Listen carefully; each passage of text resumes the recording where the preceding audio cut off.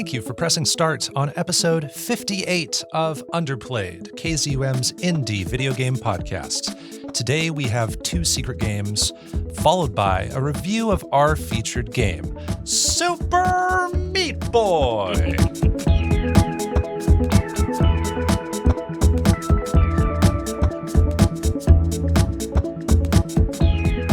Here on Underplayed, we review indie games of all kinds, the games with small budgets but big hearts, the lesser-known experiences with imaginative ideas. I'm Bo Po, and now joining me is a guy with big dad mode energy, taking you on in River City. He's here to spread joy and transform a toy. It's your berserk boy, DiscoCola. What's going on? I'm a bit, apologies in advance, I'm a bit scatterbrained. It's kind of like my brain matter has been scattered across the ground by a giant saw blade, but I don't know. Is that something? I've been there. How are you? I'm doing just fine. My slab of horse meat, apparently. It's true. It's canon. Those are references to our featured game, Super Meat Boy. And for today's episode, we have a special guest, aSpecificEgg, our friend from No Small Games and the internet and Twitch.tv and all these places. So we're very excited. Yeah. Very excited. It's very fun to have podcast besties. We're looking forward to it. aSpecificEgg, or Emily, actually picked Super Meat Boy from our giant list. Yeah, that list has like 150 games on it or something. I haven't counted, but it's over 100 for sure.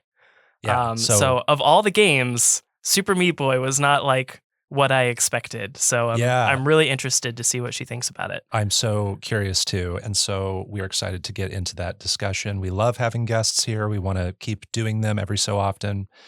Here at the start of the episode, I want to touch on a festival that's new to me. I'm not sure it's brand new. They might have done it in previous years, but there was a Steam festival hosted by fellow traveler, and I got to participate in it.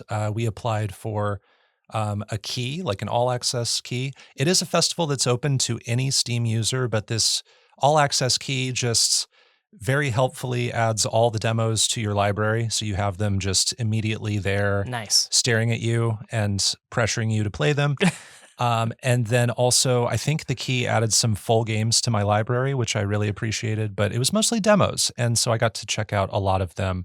If you don't know Fellow Traveler, they are a publisher, and they've published games such as Beacon Pines, right? Citizen Sleeper, which is on our featured game list. That's fun. And they're also publishing the upcoming sequel.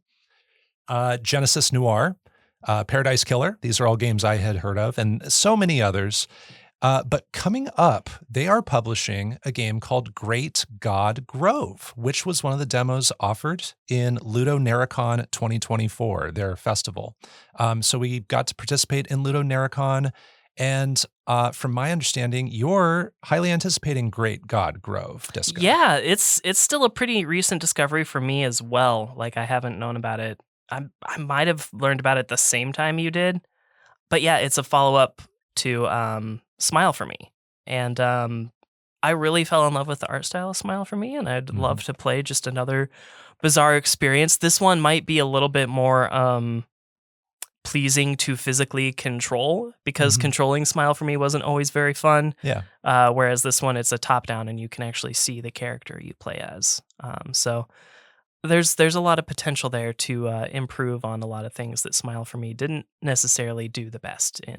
I think it's kind of a coincidence, too, that Great God Grove comes from this developer that developed Smile for Me, which you reviewed on our guest appearance for when we were doing the holiday episode with No Small Games, the Secret Santa episode. Which, go check that out. It's episode 17. Maybe it would be fun for you to go listen to that one first and then come back here. Or maybe the other way around. I don't know which is more fun. And then another like small world thing, Fellow Traveler published Beacon Pines, which is the game I played for that episode. So crazy. So we're talking about all these games. You know, there are so many indie games, but the world of indie games is also very small. Lots of people know each other. Lots of publishers publish like games you wouldn't expect and games you've probably played. There's more indie game crossover coming up later in the episode we'll talk about. Yes. So Even like looking back to our previous episode, Castle Crashers oh, Remastered, yeah. there's at least one observation I have about just a coincidence I didn't know was going on. But then I want to touch on a few games I got to play through Ludo Narracon 2024. This whole festival is narrative focused, so it's about games that are really story focused and about narratives and character development and plots. So I like that niche part of the festival. And one of the games I got to play that I really liked and is now on my radar, it wasn't before, it's called The Drifter, and it's from Powerhoof. The Drifter is a point and click adventure game with really like chunky pixel art. And it is about a drifter trying to make his way to, I think, a birthday party or something. And he kind of gets lost and soon runs into like a lot of conspiracy and violence and this whole underworld of drifters. And I thought this was really thrilling, really promising. I don't usually go for point and click adventures, but I will make an exception for The Drifter. Another one that I think I've talked about before is Duck Detective: The Secret Salami from Happy Broccoli Games. This is kind of a Return of the Obra Dinn-like, but much more pleasing and approachable with its cartoon style. You play as a duck, you do deductions, and this demo is short and sweet. I encourage anyone to try it out who likes solving puzzles and mysteries. Then there's Fishbowl from I Miss My Friend Studio. Very tiny studio. This is a game about a girl whose grandmother has passed away, and she's dealing with the grief while also trying to continue living her life and doing her job as a remote video editor. You get to do lots of different mini games. I can tell that sleeping in dreams plays a part in the storytelling, so you see some abstract things conveyed very visually. Another short and sweet demo that will probably make you cry. I think this is a game that's meant to induce tears. Another one is Haunty from Moonloop Games. Another one I think I've talked about before, but Haunty is a very stylized world. It's sort of an afterlife looking world with very specific colors, and it's sort of an isometric perspective, and you're a ghost haunting objects and then bringing those objects to life. There's this anime in anime that I've I've talked to you about before, and I think you finally watched it, Madoka Magica. And I actually have not you watched haven't that watched one. it yet. Yeah, Fooly Cooley is the Fooly one I Cooley, watched. that's what I was That's thinking the of. one I watched. Yeah. Anyways, so they have witches in that anime, and it has like such this like really bizarre art style, and Haunty is a lot like that, and that's some of my favorite stuff to look at in Cool. Madoka Magica. So Yeah. I'm very into it just on the artistic level. This art style is totally struck me as something you would dig. It's coming out actually as we sit down. It's about to release. By the time this episode's out, it will have been out for a couple months. So this is one to look out for here in 2024. I just love the ability to haunt different objects and see the world differently every time you haunt something new. The next one I want to talk about is The Mermaid Mask from SFB Games. This is the next Detective Grimoire game, and I've talked about Tangle Tower before on this show, and you've played Tangle Tower. We both have talked about it briefly. And this is a detective game where you play as Detective Grimoire and his assistant Sally, and you're poking around environments that are very colorful and vivid with detail. It looks like you're interacting with a storybook while you play these games. You click on objects in the environment, you get really great dialogue, great characters. The characters animate with really expressive squiggle vision, where they sort of vibrate almost with when they're passively just standing there. And so there's a lot of character and personality to these games. Very complexly woven stories. And I look forward to uncovering the dozens and dozens of clues that are surely in The Mermaid Mask when I eventually get to play that. And then the last game I want to touch on is Sorry We're Closed from A La Mode Games. This is their first indie game, I believe. And this is a horror game with a throwback sort of like PlayStation 1 era style of visuals. It's where you're walking around exploring two dimensions through like a special vision that you have. Lots of demons, Not two dimensions like flat, like No, a parallel a dimension. parallel dimension, Got it. yes. Okay. You're in a 3D world walking around talking to these people, but then things soon devolve into this alternate world of demons and curses, and you're exploring it, sometimes using this special vision you have to reveal that other dimension right in front of you. And you can basically switch from third person to first person when you target demons to attack them. The vibes are thick for sure. I think you would dig the really demented imagery going on, the scary faces and creatures. Yeah. So yeah, Sorry We're Closed is the last one I wanted to touch on. I wanted to say thank you to fellow traveler for the all access gifted key to all the demos and even some full games. And before we move on, if you're listening to Underplayed right now, thank you and we love you. If you haven't already, please consider giving us a follow and a 5-star rating on Spotify and Apple Podcasts. It should only take a few seconds and we'd really appreciate it. And if you have a friend who likes indie games, maybe share our podcast with them too. It's time for our secret games. The secret games, that you're playing. The secret games,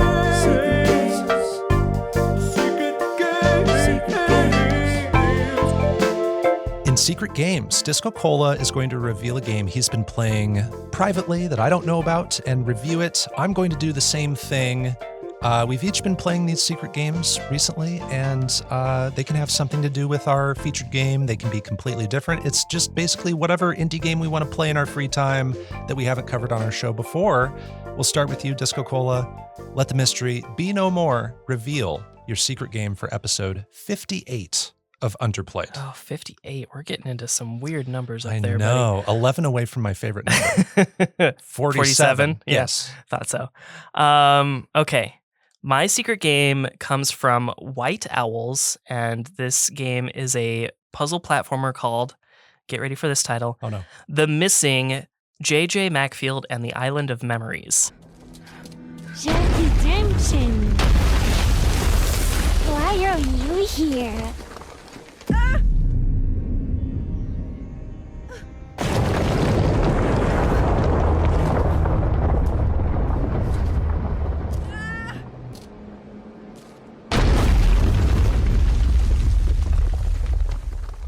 Huh? Well, I've never heard of this. I am not totally surprised. It was apparently a big enough deal to get a physical release, and I'll touch on that a little bit later. But it was pretty new to me too when I first saw it. Okay, I see that trailer you just sent me. I will check that out while you talk. Now, before I move on, in my research, I found that White Owls was founded by Hidetaka Suehiro, who is also known by Suiri or Suiri65. And he was the game director on the Deadly Premonition games, as I understand it. Okay, I haven't played those, but I've heard of them. Okay, so you're familiar. I'm not familiar with them, but a lot of the people that reviewed The Missing on Steam mentioned Suiri, so apparently it's worth mentioning, but I don't know much about it. And then another thing that I want to say before I move on any further is that this game is rated M, and that rating is totally earned. The game is really gory. It references self-harm and suicide, as well as interpersonal struggles that may be triggering or upsetting for some people. So this review may be hard for some of you to listen to, and you may want to make use of the time codes in the description to skip ahead to Bopo's review, in particular if like suicide is a struggle for you. I also feel that I could mention here that there are a lot of resources available to you at no cost, including the 988 Suicide Crisis Hotline for those of you in the States, among many other resources. So there are resources available if you are struggling with suicide. Thank you for making that note. Yes. But here is where I will move on to setting up the game. So again, a couple more seconds for you to decide if this is a review you want to listen to. 3, 2, 1. In The Missing, J.J. Macfield and the Island of Memories, or as I'm going to call it, The Missing, you play as J.J. Macfield, a young woman who is on a camping trip with her almost girlfriend, love interest, maybe, named Emily. So synergy with our featured guest is actually unintentional. I didn't. Oh, okay. I was going to ask. Yeah, I didn't know about that before I started the game. And I am initially meant to just synergize with our upcoming Cocoon episode. So this is just a lucky coincidence. Anyways, back on track. While you're on this awkward camping trip with your love interest, you wake up in the middle of the night and Emily is missing. And as you set out to find Emily, you begin to solve some of the basic platforming and puzzles, and eventually you run into this strange monster that's eating the corpse of a non-Emily person, something that isn't a threat at this point but will return later in the game. And you can sort of think of that monster as a primary antagonist. But as you press on past this monster encounter, JJ finds herself in an open field where she is eventually struck by lightning and burns alive. And this is where the game starts to get incredibly weird. After being reduced to a crisp, you find that JJ can repair her own body, and this will serve as a huge puzzle-solving mechanic and will also be the source of some of the gruesome visuals I mentioned earlier. Yeah, in addition to jumping, moving boxes, moving items, and climbing ropes, JJ will also be able to become dismembered and use her dismembered libs as objects to throw, or you can become dismembered to the point where you're just a decapitated head, and this will allow you to roll into tight spaces. Oh my God. You can also light yourself on fire to ignite certain objects or illuminate the dark. And then you can have your neck broken to invert gravity. Oh. Yeah, there's a lot going on with just total body horror here. Yeah, I'm seeing in the trailer like a head rolling around on its own. Yep. And it can jump and just roll into tight spots. Wild. Yeah. You will also encounter collectibles along the way. Most of them are just donuts that are sort of littered throughout the world. A lot of them are sort of like floating up in the air. As you collect these donuts, you will gain access to text messages from JJ's past, namely text messages with her college classmates and professors. Text messages will also serve as the main exposition source throughout the game. So everything that you're doing is taking place after all of these text messages have actually already occurred. But as you progress throughout the game, whether it's with collectibles or within the main quest itself, you're sort of fed a linear history of JJ and her life. But beyond all of that, your main goal is to find and catch up to Emily as you traverse the island of lost memories. But are you finding Emily or are you finding yourself? Whoa. So as I move on into likes and dislikes, I will say that this one is a little bit different from other games that I've covered in that the missing covers an overarching topic that I consider really important, but it's also something that I just am not capable of relating to on a personal level.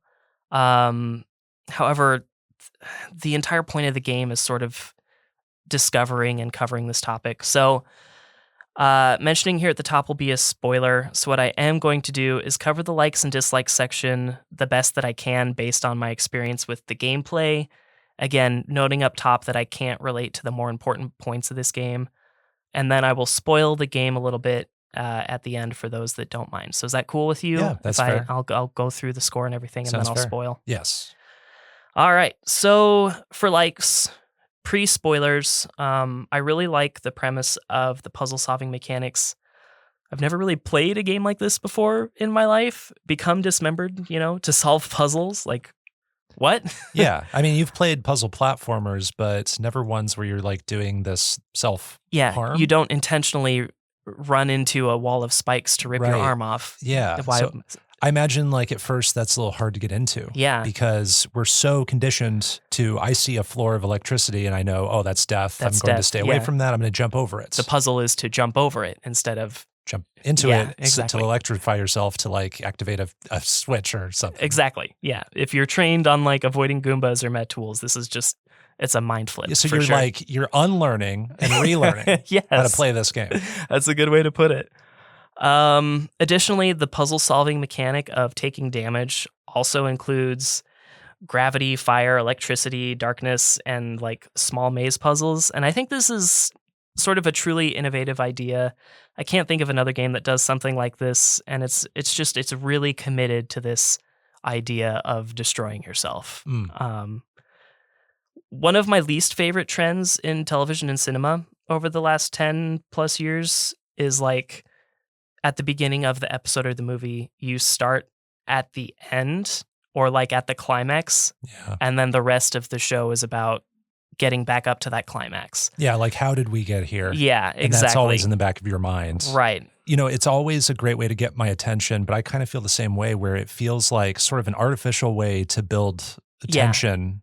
You know, it's like, why? What's the Why? motivation Yeah. for that? I was into it for a while, but I'm not really into it anymore. But The Missing sort of does this a little bit, but it also serves the storytelling a bit better than a lot of the other cinema or shows that I'm talking about. So I do appreciate that we sort of start at an end kind of here and learn about ourselves through those text messages. I think that's really cool. And doing that in The Missing serves the gameplay a little bit better. Another thing I like, for the most part, I like the collectibles in this game. Most of these donuts are like immediately visible. You just have to sort of figure out how to get there.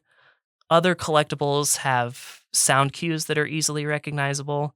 So while you may not always be able to see them right away, you can hear them and they get louder based on proximity. Oh, I love that. Yeah. So while I didn't end up collecting everything in this game, it mostly seems like a reasonable challenge for a completionist.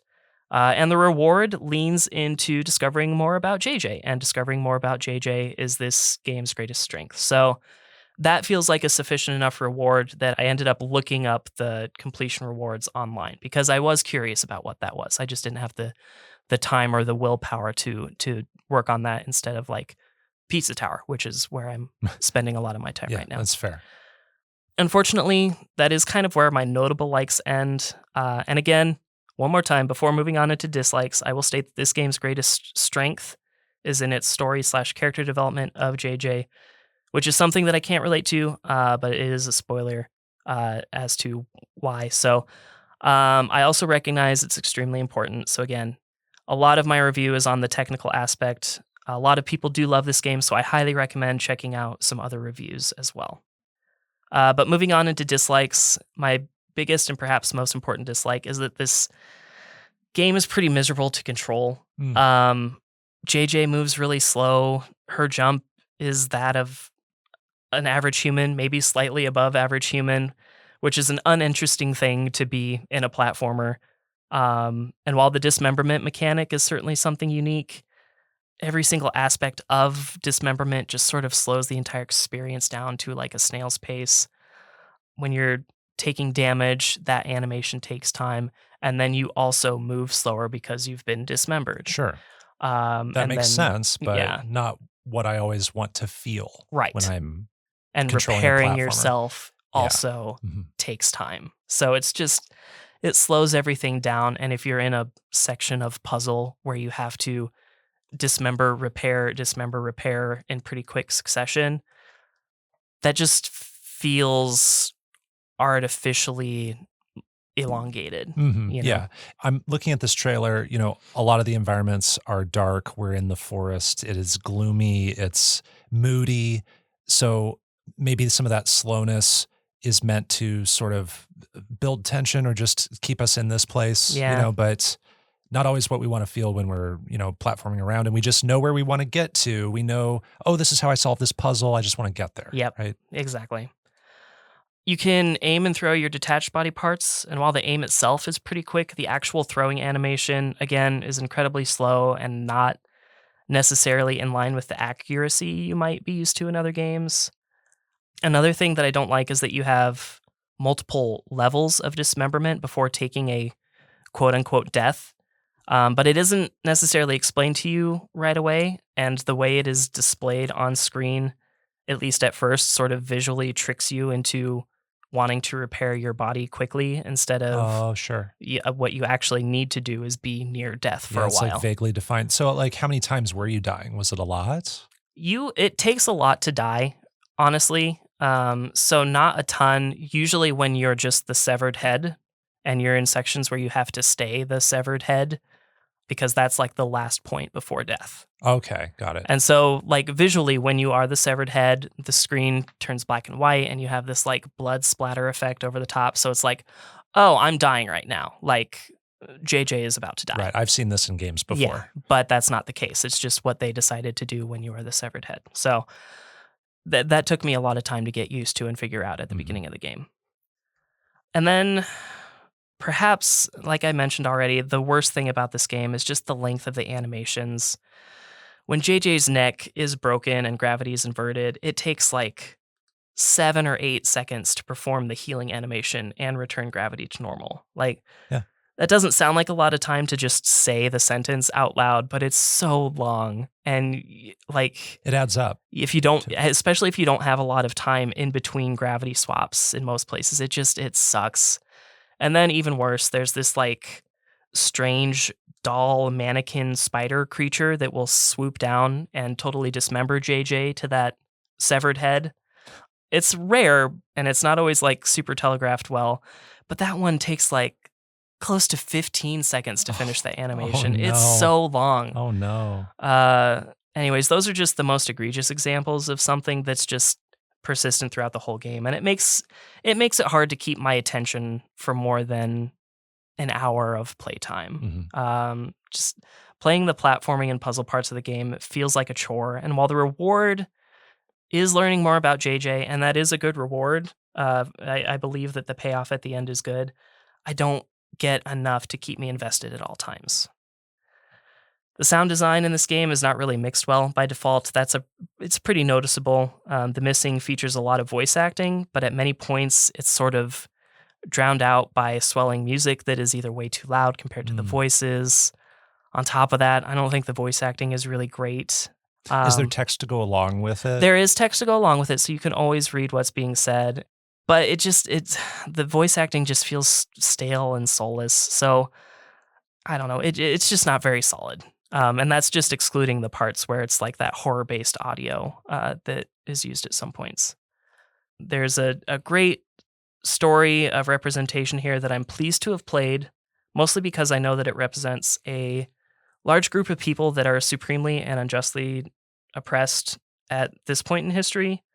However, at large, the gameplay isn't doing the game any favors, in my opinion. And because I can't relate to the most important part of the missing, my score is based largely on the gameplay experience.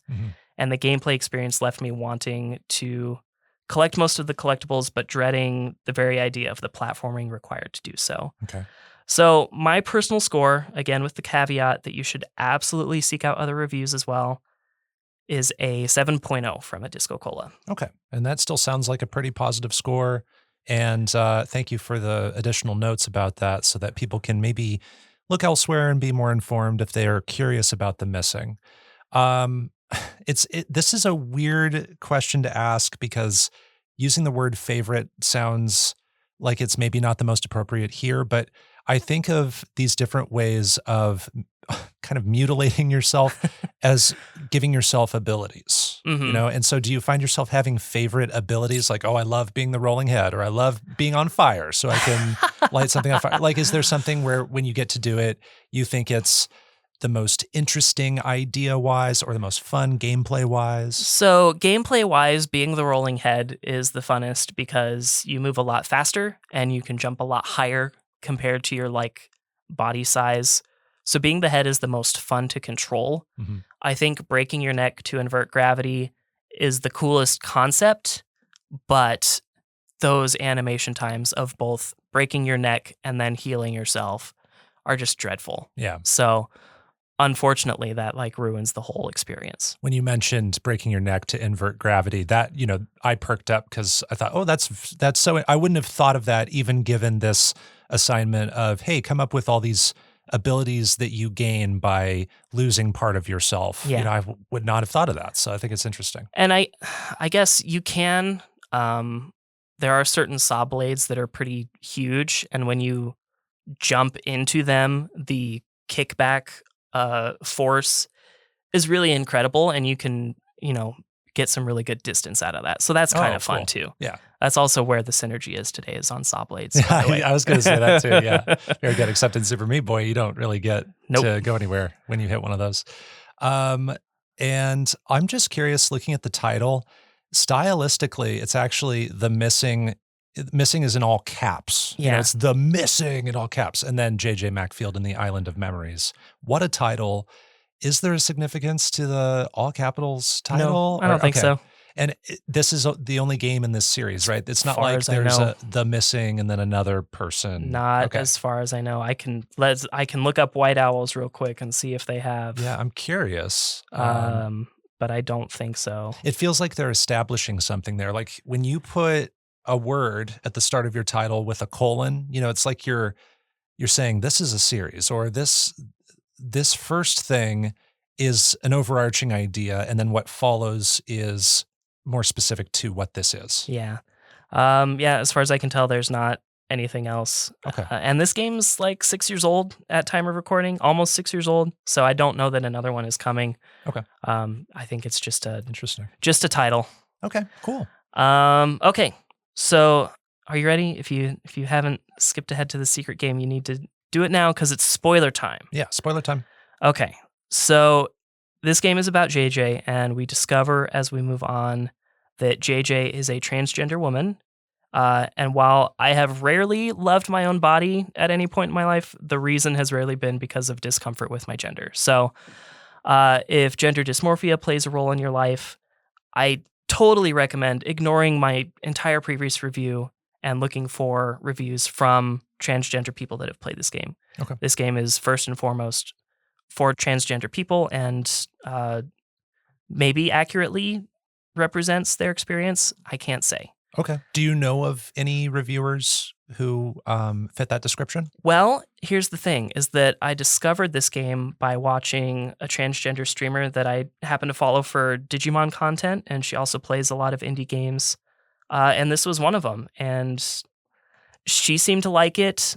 I will say that between her playing it and seeming to love it, paired with the opening of the game that says, you know, like before you even get to the title screen, it says, "We believe that everyone should feel comfortable in their own skin." So I was pretty quickly able to put two and two together and realized pretty early on in the game that this had to do with the experience of being a transgender person. And from what I can tell, reading other reviews, this game is actually lauded by gamers that have gone through similar life journey. But because I did figure it out pretty easily, that reveal didn't hit quite as hard for me because my unique introduction to the game. So I did figure it out pretty quick. So I did miss out on what might have been an astounding revelation for totally blind players. Yeah. So maybe that affected my score a little bit. But anyways, that's what I would say about the spoiler section. Hopefully I didn't spoil it for you.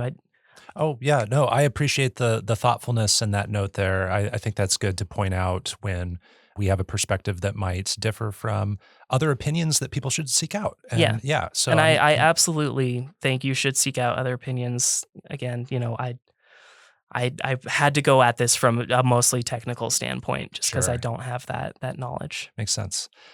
Where can you play the missing J.J. Macfield in the Island of Memories?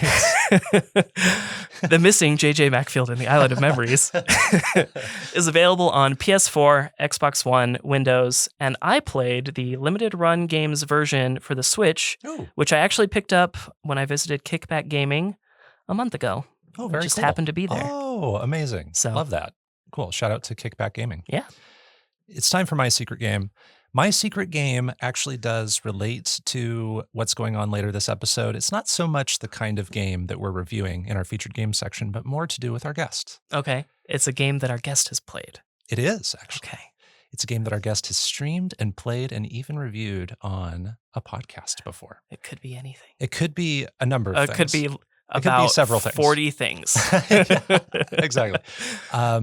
And I picked this game not only because of that, but also because our guest, Emily, today, not Emily from The Missing, Emily, our guest, aSpecificEgg, Emily gifted this game to me. Okay.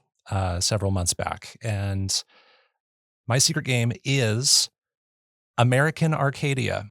Mr. Hills, you can skip the minor details. Oh, yeah. Sorry, I'll get to the point. Trevor Hills, is now on the run in the popular TV show American Arcadia. I used to have a mundane life, just my everyday routine, and I liked it that way. I really outdid myself in concealing my identity. I'm a member of an activist group, so to speak. It's called Breakout. Who are you? How did you get this number? I am number 6. Oh, nice. Yes, and I know you know about it. I know because- about Arcadia, yep. Yes, you do. And you've even seen Emily stream it, I believe. Yeah, I didn't catch all of it, but I caught a good amount of it. Okay, cool. And, just to be safe, I still sent you that trailer that you can look at. That's our protocol. Cool. So. So we have actually 2 puzzle platformers today. That's kind of fun. Yeah. Yeah. This is a 2023 puzzle adventure platformer. There are a lot of different gameplay ideas going on here, but this game came out just here this last fall/winter. So pretty new game developed by Out of the Blue Games and published by Raw Fury. The game synopsis from the Steam storefront reads, quote, American Arcadia is a cinematic puzzle game that combines a 2.5D platformer and a first-person game to tell the tale of a thrilling escape. Experience the extraordinary story of Trevor, an average man escaping from the world's most popular reality TV show, end quote. A note up top, this game is absolutely teeming with characters, lore about its setting, twists and turns. It's hard to properly explain everything succinctly, but I will do my best. This is just generally a thick game when it comes to story and setting. It's set in the city of Arcadia in a retro futuristic version of the 1970s. So it feels reminiscent, but it also feels alternate to how things looked back in that decade, from the architecture to the technology. And Arcadia is home to thousands of people. You follow and play as one of them, Trevor Hills. Trevor is a 28-year-old guy whose life is very routine and even unexciting. He lives alone. He goes to work. He sits at a desk. He goes home. He watches TV. He goes to sleep. He wakes up. He does it all again. And the game establishes this routine for a bit before some strange things start occurring. Trevor's friend and coworker, Gus, disappears. And messages start showing up that indicate something is amiss in Trevor's life.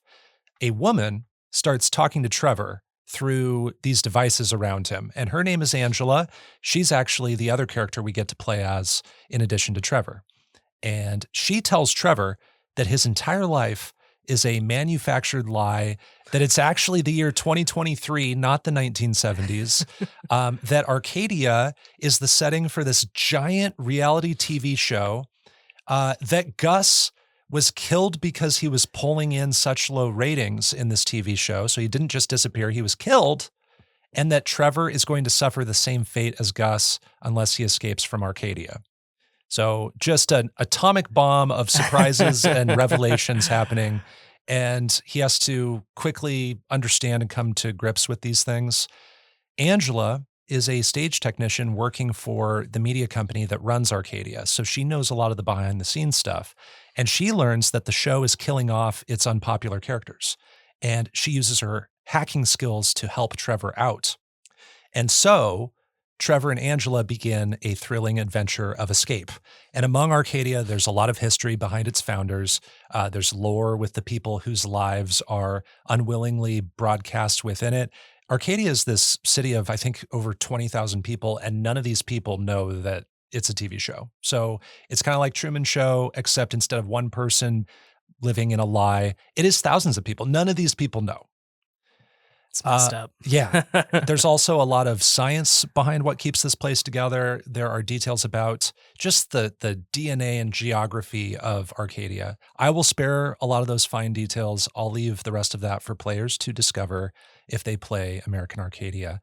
But at the end of the day, this game is a man's world turning inside out and upside down and trying to get out with the assistance of Angela, his new acquaintance.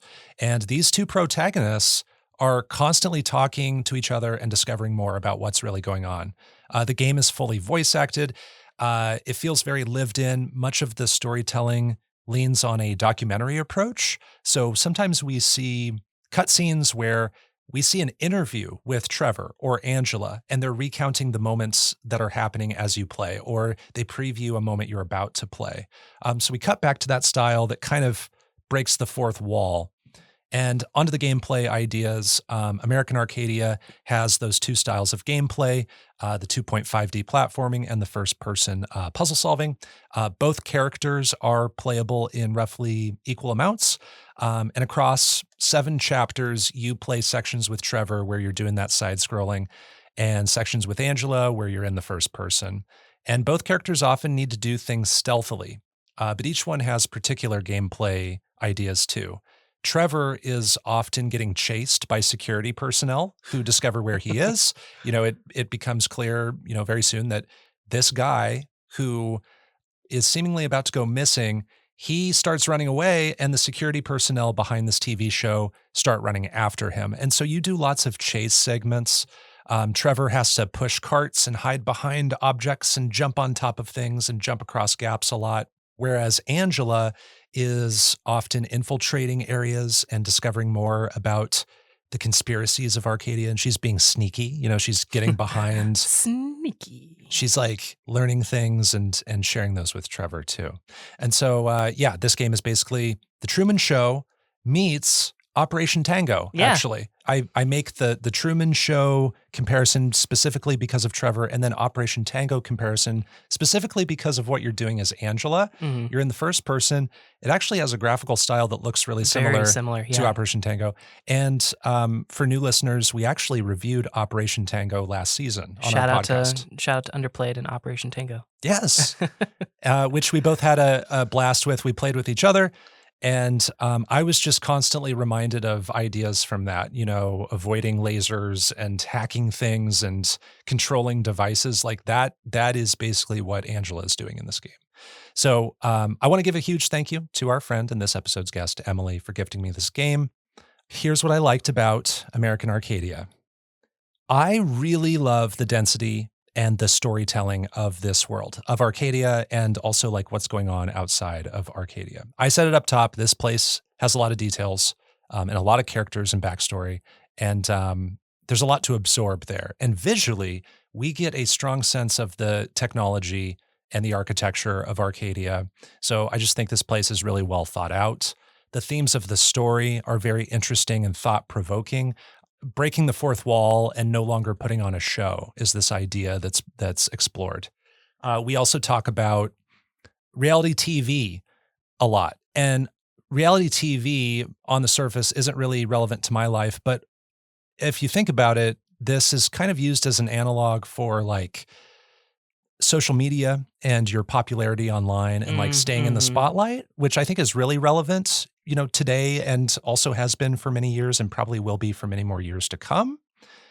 And because Trevor is on the run for not being in the spotlight, he in turn becomes this like hot topic of Arcadia, which he doesn't want because he's trying to escape, so in order to escape, he needs to be the thing that he always has been, which is unexciting and boring and not on anyone's radar. And now he's on people's radar. And so that flip there is very interesting.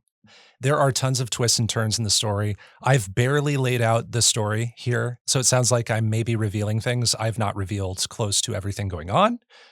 There are layers to what's going on. You might know about some of it, having watched the Twitch broadcasts of it previously, but I will save those discoveries for people wanting to play. I think this game has one of the best opening sequences. It establishes the routine of Trevor's life so efficiently. We see this montage of like all the moments of his boring life, and then we see them again, a little bit abbreviated, and then again, and it's doing this repetition thing really well. I love the opening of American Arcadia. Our characters are very likable. Angela and Trevor have tons of chemistry. Even though you basically like never see them together, they're just talking on smart devices and on phones and things. Their dialogue back and forth is always good. Trevor is confused and scared, and Angela is this really like plucky, capable hacker, basically. And so personality-wise, they contrast, but also complement each other really well. This is a fish out of water story that is turned on its head a bit. So Trevor, I think, is the fish, and he's still very much in the water, but the water is different than what he's always been led to believe. You The know? water is carbonated water. It's soda. And slightly flavored. Yeah, it's DiscoCola. I like that he kind of knows where he is, but now he's looking at it through a new lens. This game is funny. These characters are quippy. They bicker nervously. Like there's a moment when Trevor is supposed to sneak past a desk attendant who definitely shouldn't know that he is who he is and that he's doing what he's doing.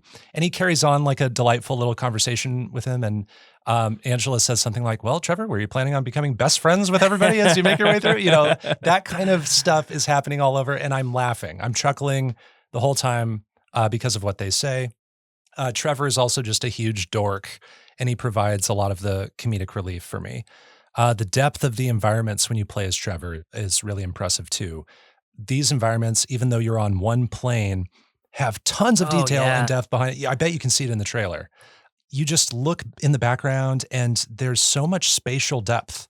It looks lived in. Like it it's does. so great. And I constantly thought like, oh, I want to run back there, forgetting that I'm on a 2D plane, like a side-scrolling plane. It's not even Not allowed. Not even like Little Big Planet where there are like a couple planes. It is just one. Yeah.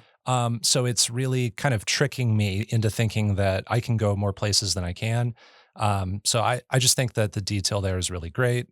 The variety of puzzles as both Trevor and Angela, this is something I have to shout out too.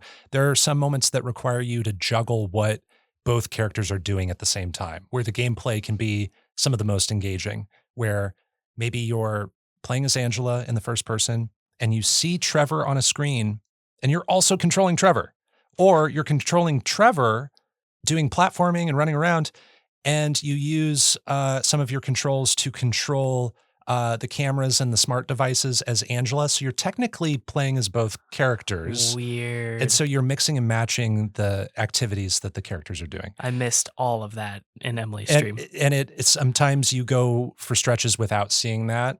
You're doing something different in every chapter in this game. I love how everything just comes together in this game. The music, the visuals, the tone, the humor, the cutscenes, the storytelling, it all comes together cohesively. I think the personality of American Arcadia is super confident, and I love this world. On to things I dislike. Story-wise, there are two things that bother me. The first is there's a lot of history behind the founders of Arcadia that's introduced early and actually kind of often. You get tidbits about these people who set up this place. And ultimately, those characters and their backstories don't have meaningful payoffs. Mhm. I was led to believe that maybe there were more revelations, more ways that we could tie up their stories in a very satisfying way. And for me, that just didn't pay off and it wasn't satisfying. So I appreciate that there was backstory and thought put into it. I just don't think that it went to a place that felt substantial. And then the story ends a little oddly. There's this big, meaningful twist that happens at the end. And almost in the same breath, it is kind of upstaged by another twist that doesn't need to be in the story. Mm-hmm. And that twist is about a particular character and like what their backstory is. I don't think that character needed that at all. I think that character could have just been how they were the whole game. We could have gotten this major WTF twist and it would have been much less muddled. The ending feels a little overwrought with all this stuff happening. And the ensuing resolution and like denouement of the story feels a little messy as a result. There are moments where the momentum in the gameplay slows down too. This is happening mainly when I'm doing chase scenes as Trevor and I get to the end of a certain section and I need to do something very specific or precise and I might fail it and then I start back at the checkpoint and I'm hearing repeated VO lines over and over. It just kind of feels, it gets a little stale when I have to retry sections, maybe like up to half a dozen times to nail what I need to do. And then I'll hit a checkpoint and then I'm good. But, you know, up until then, the what makes that moment special just gets a little old because I'm trying it over and over again. Right. And then some activities aren't the most fun to do. I'm thinking of as Trevor, when you push objects or retrace your steps, it can just feel a little slow. And as Angela, it's sometimes switching between different cameras that are in a facility that you're hopping between and manipulating smart devices. The control for that specifically can kind of feel imprecise. Like I can't quite figure out how to select things efficiently. So I do a lot of trial and error. I almost never like swapping between screens for like security cameras in any game where you have to do it. It's one of my least favorite things to do. It can be a little disorienting, but I think that's I think that's a conscious decision, but it's the control aspect specifically that I just kind of struggle with. But overall, American Arcadia has a strong sense of style. There's a richness to this world and I want to soak it all in. I love these characters. I am bothered by some of the story choices and gameplay moments, but overall, this is a very fun and very surprising adventure. I'm going to rate it an 8.5. Nice. Excellent. It's playable on PC, which is where I played it. And I think that's the only place you can play it right now as we sit down to record. It was previously possibly announced for consoles, but nothing is confirmed at the time of recording. And this is an instance where if you Google the game, you see like Xbox and PlayStation show up under the info for the game, but it's not actually there that I could tell. So it's definitely on PC. Okay. It's just a little weird when it comes. I think maybe it was announced for consoles, but then they decided not to bring it to consoles right away. It could be coming down the road. I'm not sure. Hopefully, someday. Hopefully. Yeah, I hope so. I would love to earn PlayStation trophies in this game. Yeah. I would gladly replay it. It looks fun. And I think it'll be a fun platinum because I was keeping an eye on the Steam achievements and they were really cool. Okay. They were really cool. Excellent. The only thing I'm curious about really is sort of just the gameplay, specifically like the Trevor gameplay in the chase sections. As far as like speed, jump height, climbing, and all of that goes, it looks close to how it feels to play Inside and maybe Little Nightmares.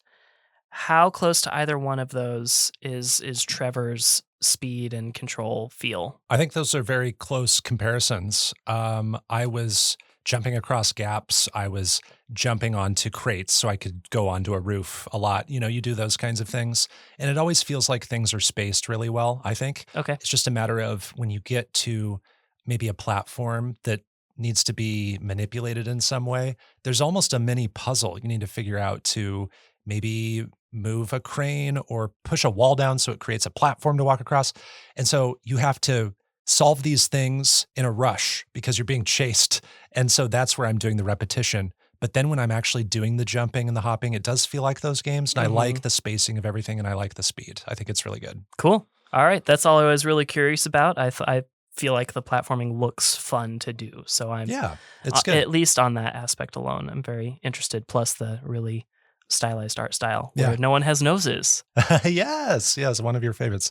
And like Trevor is oddly athletic, you know, he doesn't seem like he should be He jumping. also doesn't look 28 in my opinion. That's what I said. In the story when they revealed that he's 28, I actually said this to Emily. I was like, I thought he was like 40. Yeah. I thought he was 40. And people, actually, there are comments about that in the game. This game is very self-aware about its characters. And there's a very special moment close to the end where the game is like jabbing its characters in really clever ways. I was laughing out loud at that part. And then just another observation. I don't know what this amounts to, but this is a game of twos. This is two worlds, Arcadia and the real world. There's the show, the reality TV show, and then what's behind the fourth wall. There's the truth and the lie, the history of the creators, like what came before, what's in the past, and then what's in the present. Where are we now? Trevor and Angela, two perspectives, the 2.5D platforming and the first-person puzzles. So this game loves the number two for what it's worth. Okay. And so I like finding all those connections. I'm not sure what they mean, but yeah, really, really great adventure in American Arcadia. Those are our secret games. The Missing, JJ Macfield and the Island of Memories, and American Arcadia. Let's move on to our review of Super Meat Boy. It is our featured game.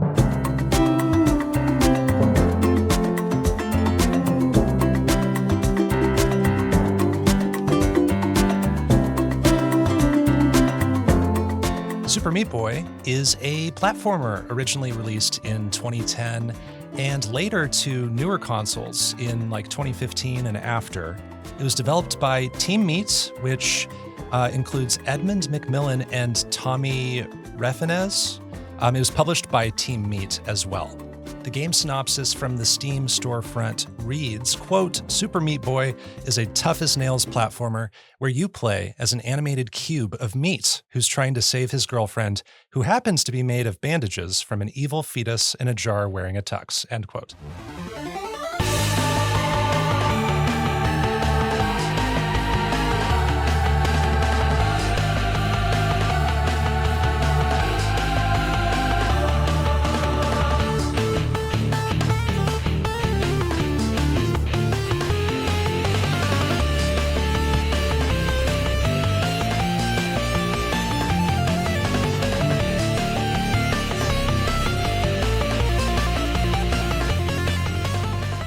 Joining us for today's discussion, you can't shorten her introduction, a software engineer who's kind and sincere. She runs on caffeine while she's walking the bean. It's the indie podcasting bit trip runner whose Twitch broadcasting makes the world funner. aSpecificEgg. Woo! Heckers. How's it going? What an intro. Oh my goodness. It's going good. It's going better now. I forgot that we do that for guests. Yeah, I want to make that a regular thing. Welcome. We're so happy to have you on the show. Feels like it's a long time coming, and it's just a pleasure to have you on. Oh, thank you. It's delightful to be here. I'm very excited. Awesome. So we want to give the listeners a little bit more in depth about you, a specific egg, or Emily, if we may call you that as well. Please do. Okay. Either way. So why don't you tell the listener a little bit more about yourself, and then maybe about your gaming journey a little bit, how you got into indie games, and where we are today. Yeah. Hi, everyone. My name is Emily. I also go online as Egg. And I also co-host an indie game podcast as well, which is how I'm here. I am a Twitch streamer as well, as Bo alluded to. I've been streaming games on Twitch for, about 3.5 years, but the last 1 or 2 of which has been exclusively indie games. You can find me online as aSpecificEgg all over the place. A little bit about my gaming journey. So I've been playing games my whole life, and the first maybe 10 years or so of that kind of journey was really like ragtag because my family didn't have a huge amount of money, and at the time consoles are still very expensive. So it was a lot of like GameStop used consoles and whatever game I could get my hands on, a lot of like trading games to get new games. But I got really obsessed with Mario games, Pokemon, kind of dominated like early life. And then whatever I could find for the Mac, because my parents are both educators, and Apple had really great used computer programs for educators. So it was a lot of like scrounging for whatever game I could find available on whatever system I had, until maybe about 12 years ago, I built my first PC, and it was around that time, the early 2010s, late 2000s, that I started getting into indie games, and it had more flexibility around what games I was able to play. I was trying to figure out what exactly is the first indie game I ever picked up, and I think it was actually the original Octodad game, not Dadliest Catch, but the original game that the developers put out as students. It was a student project from some game program in Canada. Wow, hipster deep cut. Yeah, I know, and it came out on Mac. The reason why I played it was because it had a Mac build. I didn't realize there was like a prototype version. Yeah, me either. Interesting. Yeah. It was basically like the first level of Octodad. But then I picked up Bit Trip Runner and Super Meat Boy. And then, having a PC finally really opened up like the world of games to me in a way that hadn't really been accessible before. And now I'm here. Nice. That's the whole life story right there. Yeah. Well, I would I love having you here. I would rather you not be Aw. anywhere else. So I appreciate that. It's interesting to hear you talk about your parents and like their occupations and how that influences what's Mhm. available to you, like on the Mac system. I didn't think about that, but then your whole world Very few opened people up. do think about Mac gamers. It's true. And then, yeah, it feels like when a Steam release happens, like it's really special if it has the Mac tag. Like, ooh, Mac players can play Yeah. this too. But now you have a PC. The whole world's opened up to you. You can play anything. Yeah. That's really cool. did you ever play Number Muncher? That was one that I remember Oh from the man, Macs. I love me at some Number school. Muncher. Yeah. That was a good one. Okay, next I want to bite your style, as the cool kids said once upon a time, and do yes, way Okay. before our time. Okay, This cool. is old. I want to do boss battles, which is something we haven't done on Underplayed before, but it feels fun. And sometimes I want to talk about myself. So why don't you start with boss battles if it's okay to jack your style a little bit? I love that. I would be delighted to. Can I introduce boss battles to Please, folks? it Please would do. be our pleasure. So on No Small Games, my dear friend and co-host Kate and I will start off episodes talking about some challenge that we've been facing in the last, well, whatever amount of time since we recorded last. Either something we're currently going through or something that we've overcome, just as a little check-in. So that's so fun. I'm glad that we can spread that around. And I would like to hear more about both of you too as well. So Yeah. this is We'll all fun. share. Yeah. Let's see. I think my boss battle this week has been trying to figure out what my day-to-day routine looks like now that I've just recently transitioned from a typical 9 to 5 work schedule to freelancing. I have a little bit more free time because I was previously both working 9 to 5 and freelancing. But I'm still finding that it's a little bit tricky to figure out how to work in everything I have to do and rest. And when every day could be a work day, when are my weekends? Right. But it's been a fun challenge. And even though I'm still working a lot, I love the autonomy and flexibility to dictate that for myself. So Perfect. And when this episode comes out, it will actually be closer to like late July. So you're hearing the life situation of Emily back, a couple months actually. So yeah. around mid to late July, you'll actually be doing some other big things and things in between. So yeah, we all have a lot going on over the summer. Yeah. If this really comes out the exact date that I think you mentioned before, Yeah. I'm actually on a plane right now. Oh, heckers. Yeah, so, we thought yeah. it might line up We around thought then. so. Everybody wish Emily the best of luck with the move and just changing the time zones and all that stuff, like all the logistics that's going on too. But it sounds like you've got a lot of things figured out already. Bopo, I'm working on it. you should go next. For me, I guess mine is home improvement stuff.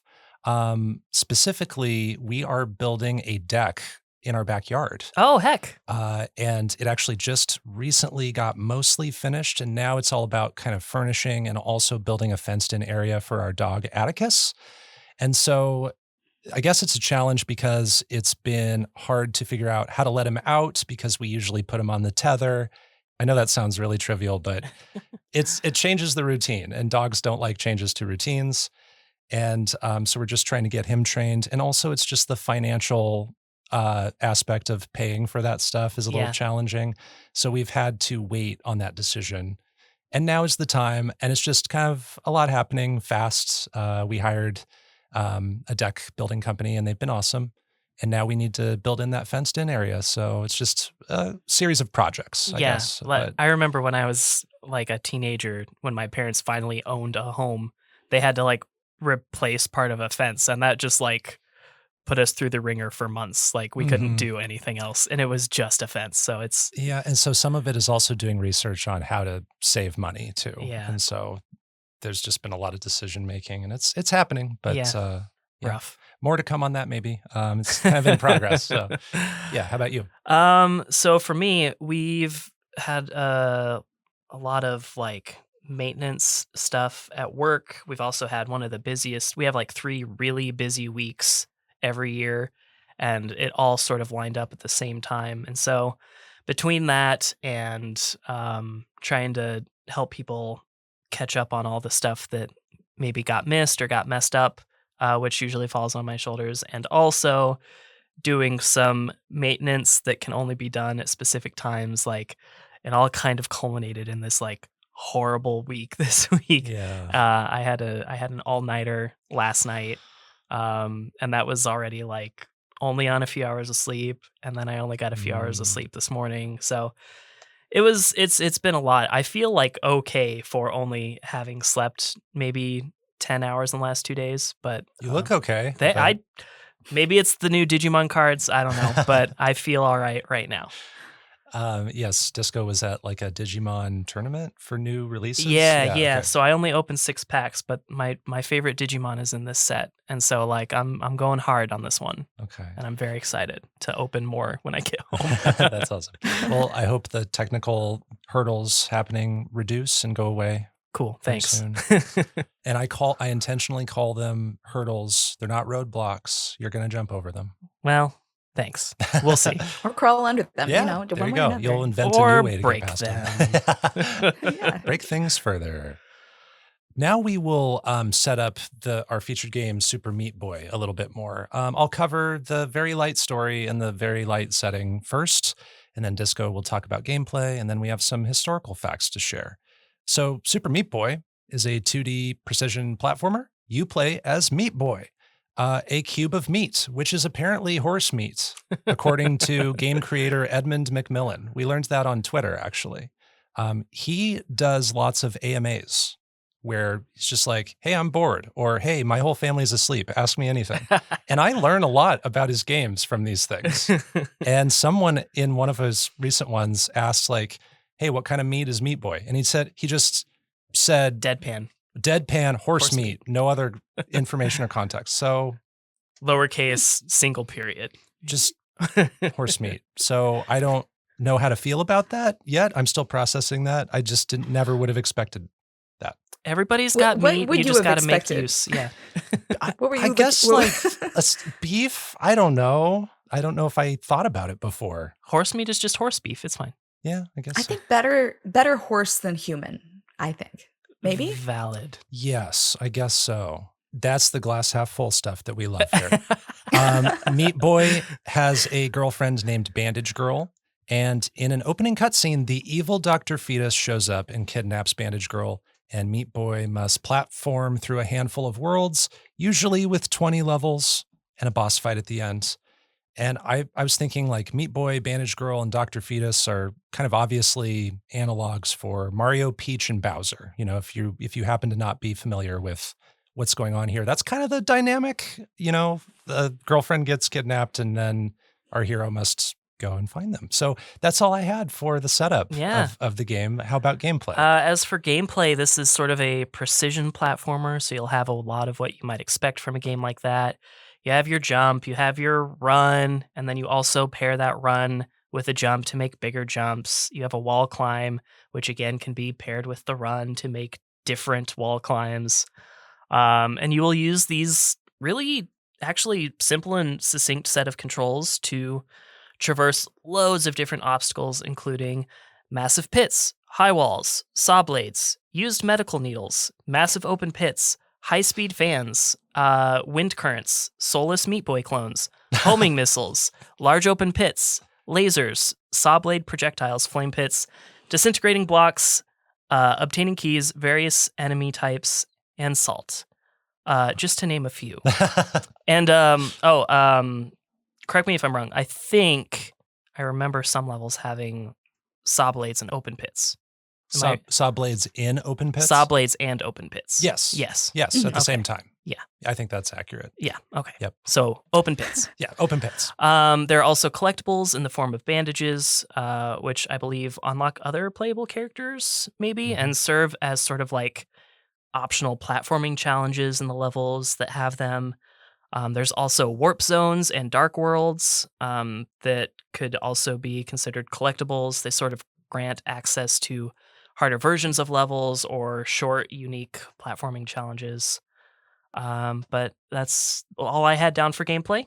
Yes, and I think it's worth mentioning that way back in 2008, This is kind of an Octodad situation. Super Meat Boy was preceded by Meat Boy, which was a Flash game that was developed as sort of a prototype that you could play on Newgrounds. Have either of you played the original Meat Boy? I had never. I had dial-up for a long time, dude. I Okay, never played yeah, it. I never touched the original. But Super Meat Boy is another game closely associated with the early days of big indies on Xbox Live Arcade.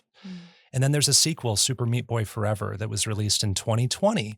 And that is an auto runner with a little bit more randomization in it. And there are slightly different platform versions when it comes to like the soundtrack specifically. Mm-hmm. Yeah. So a friend of mine that I've mentioned before on the podcast named Jacob was talking to me about Super Meat Boy, and he said, yeah, the original soundtrack is just like so really great and it has this awesome metal. I'm like, what are you talking about? He's like, oh yeah, the composer of the original soundtrack had like a falling out with Team Meat, and when they approached him about the new ports, he decided that like the licensing agreement wasn't worth the music.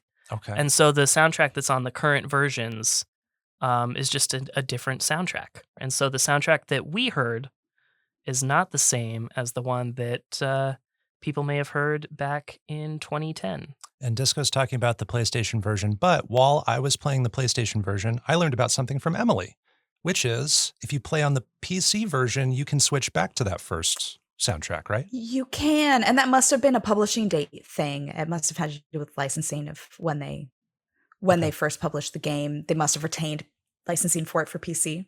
Okay, yeah. Yeah, that makes sense. don't There's know. a lot of things about like Castle Crashers and Castle Crashers Remastered that are sort of in the same vein too, Interesting, where the yeah. PC version retains a lot of that old stuff and the new console versions do not.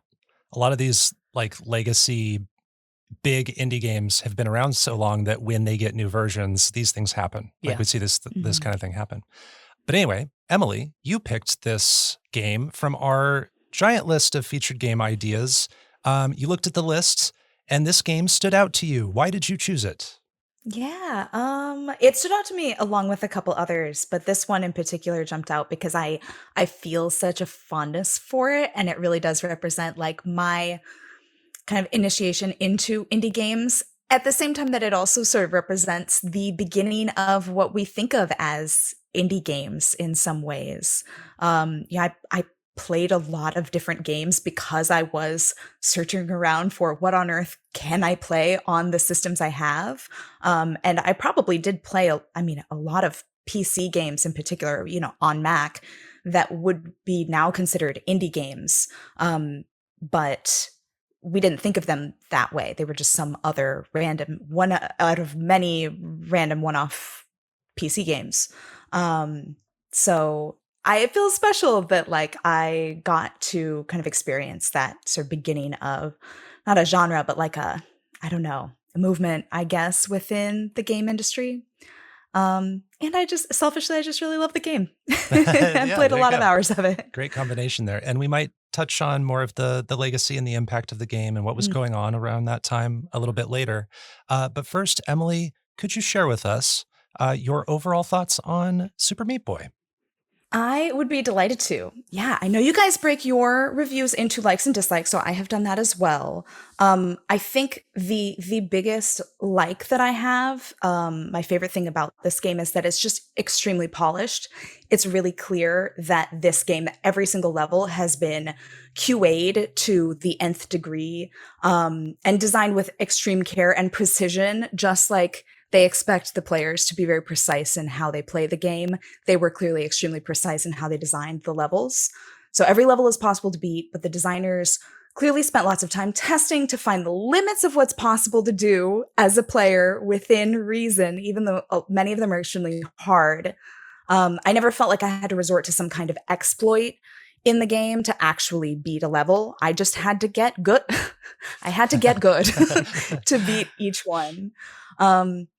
My other favorite thing, and I think the thing that got me really hooked and kept playing, is the fact that the barrier to retry a level is super low. There's no time in between dying and starting over.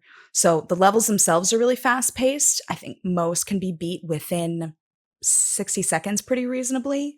And the time that it takes then from dying and then it's restarting, it's like non-existent.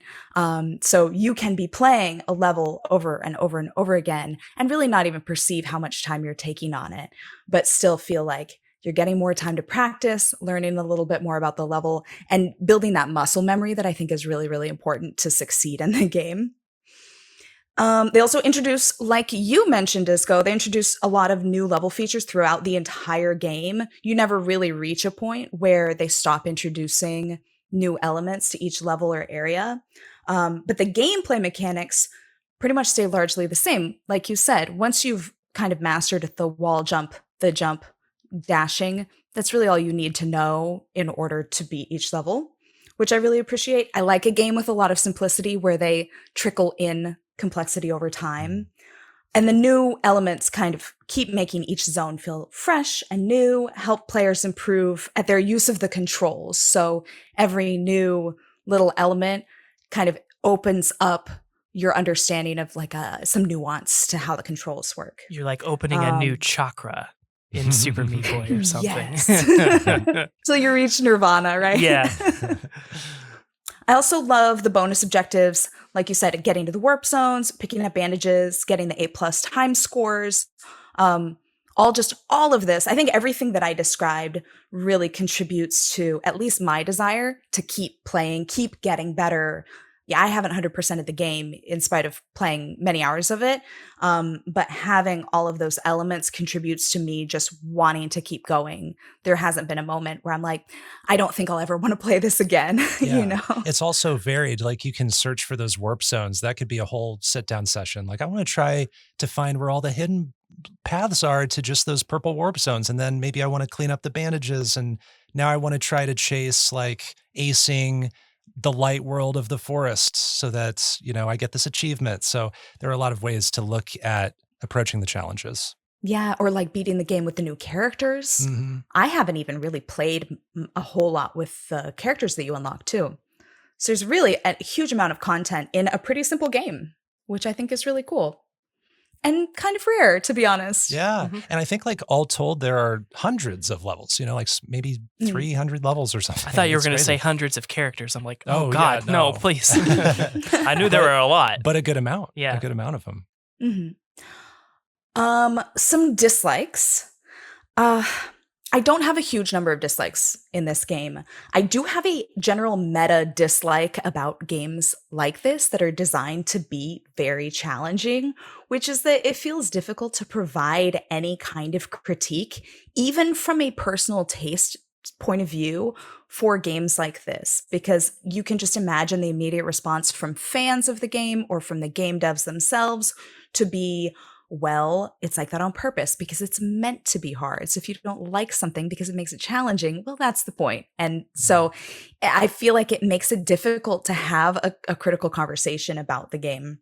Because I wouldn't say, this game has been around for a long time and it is very polished. So there's nothing broken about the game per se, from my perspective.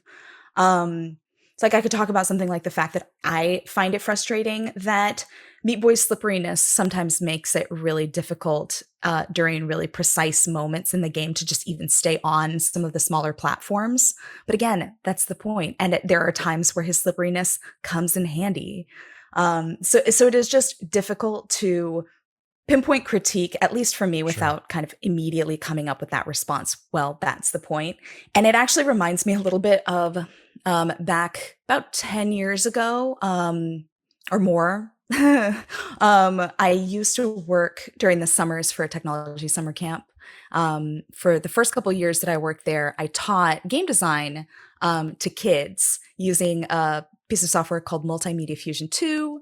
The kids were about 8 to 12 years old, and they made all kinds of games, platformers, RPGs, visual novels, you name it. But every single week, there would invariably be a kid who would make a game that was unbeatable. It was just literally impossible to beat. And we would have feedback sessions with the kids and talk about their games and give them things we liked, things we didn't like. And it was always impossible to have a conversation with the kids who built the impossible games, because you'd say, well, it's a little hard to beat, isn't it? And their response is, yeah, that's the point. No one can beat this game. And that's the kind of the end of the conversation beyond that, right? You can't, except for asking, well, is anyone going to enjoy this? That's the only response you can get to that. Maybe a requirement should be that you need to show that you can beat it as the creator so that you show it's possible. It's like a Mario Maker rule. Yeah, Mario Maker has that rule where if you make a super hard level, you still have to beat it yourself before you can publish it. What you point out here is just like, it is a taste thing. It's a personal thing from player to player when it comes to like the difficulty. Yeah. So I can offer my things that I found a little maybe overly tricky or frustrating at times. The slipperiness, which again is an asset sometimes during certain levels. You have to use Meat Boy's meat juices to slide around at times and to slide up walls. Horse slime.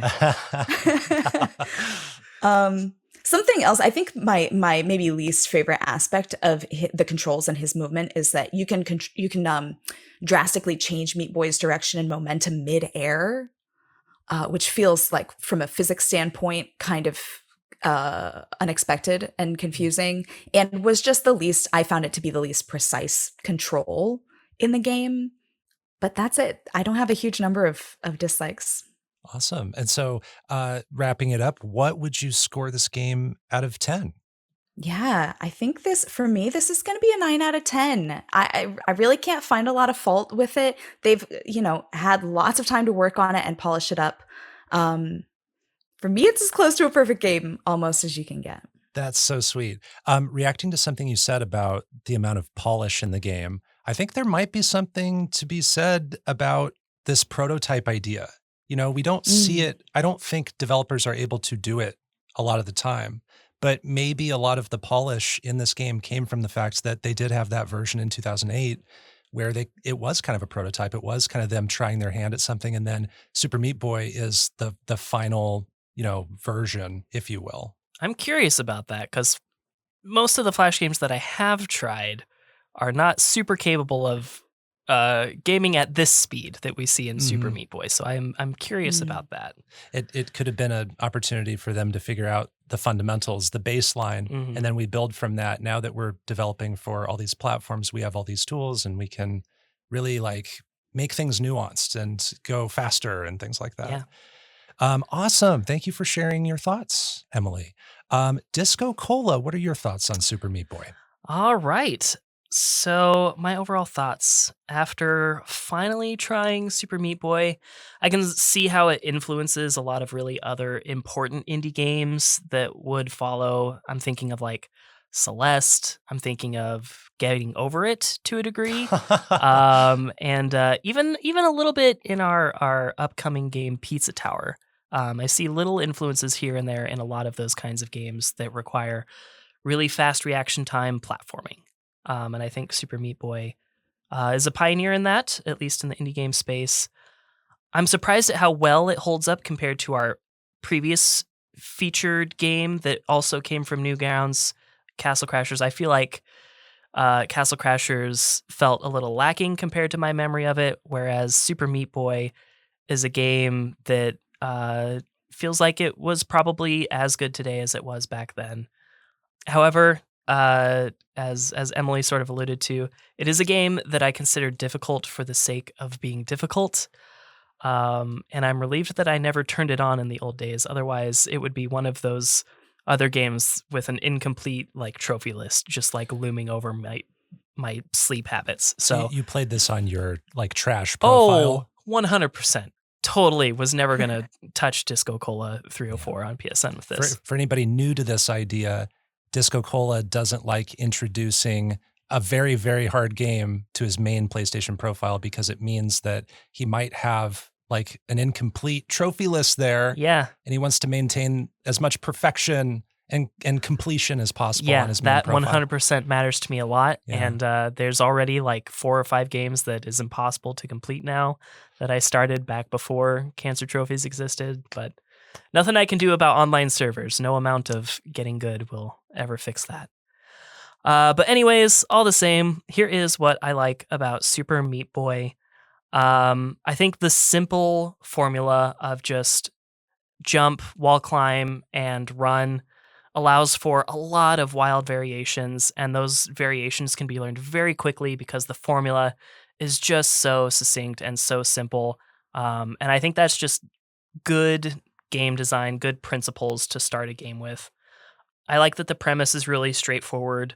Bandage girl's been kidnapped, go. Like it's that simple.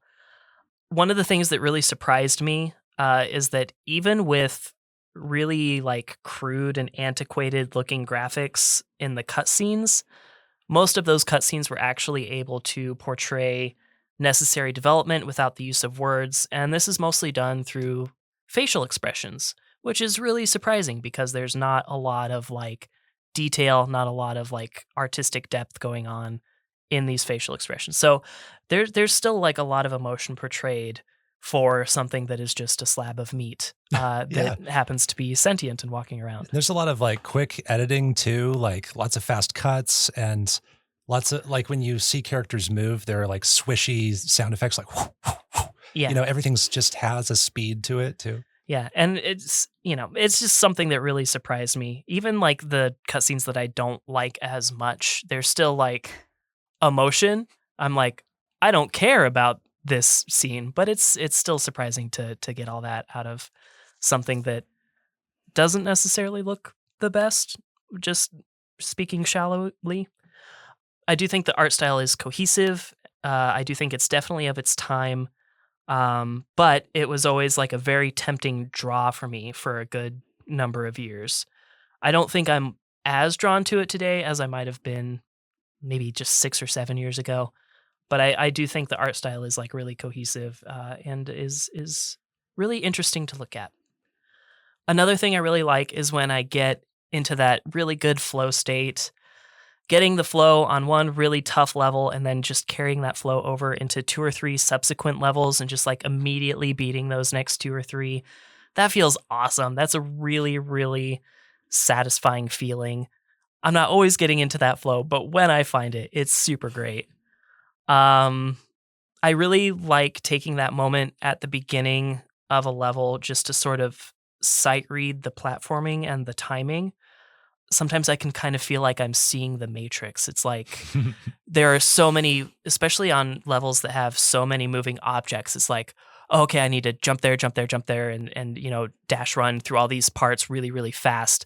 And if I don't do it right away, like I can tell that I'm not going to make it. So like I'm seeing the Matrix right away. Once you have played it enough, you can just sort of like pick up on the patterns. It's like when this saw blade is moving at this speed next to this sort of object, you know what to do. And it feels really cool, especially with levels that are really big on their very first screen. Lastly, I really like that there are unlockable characters.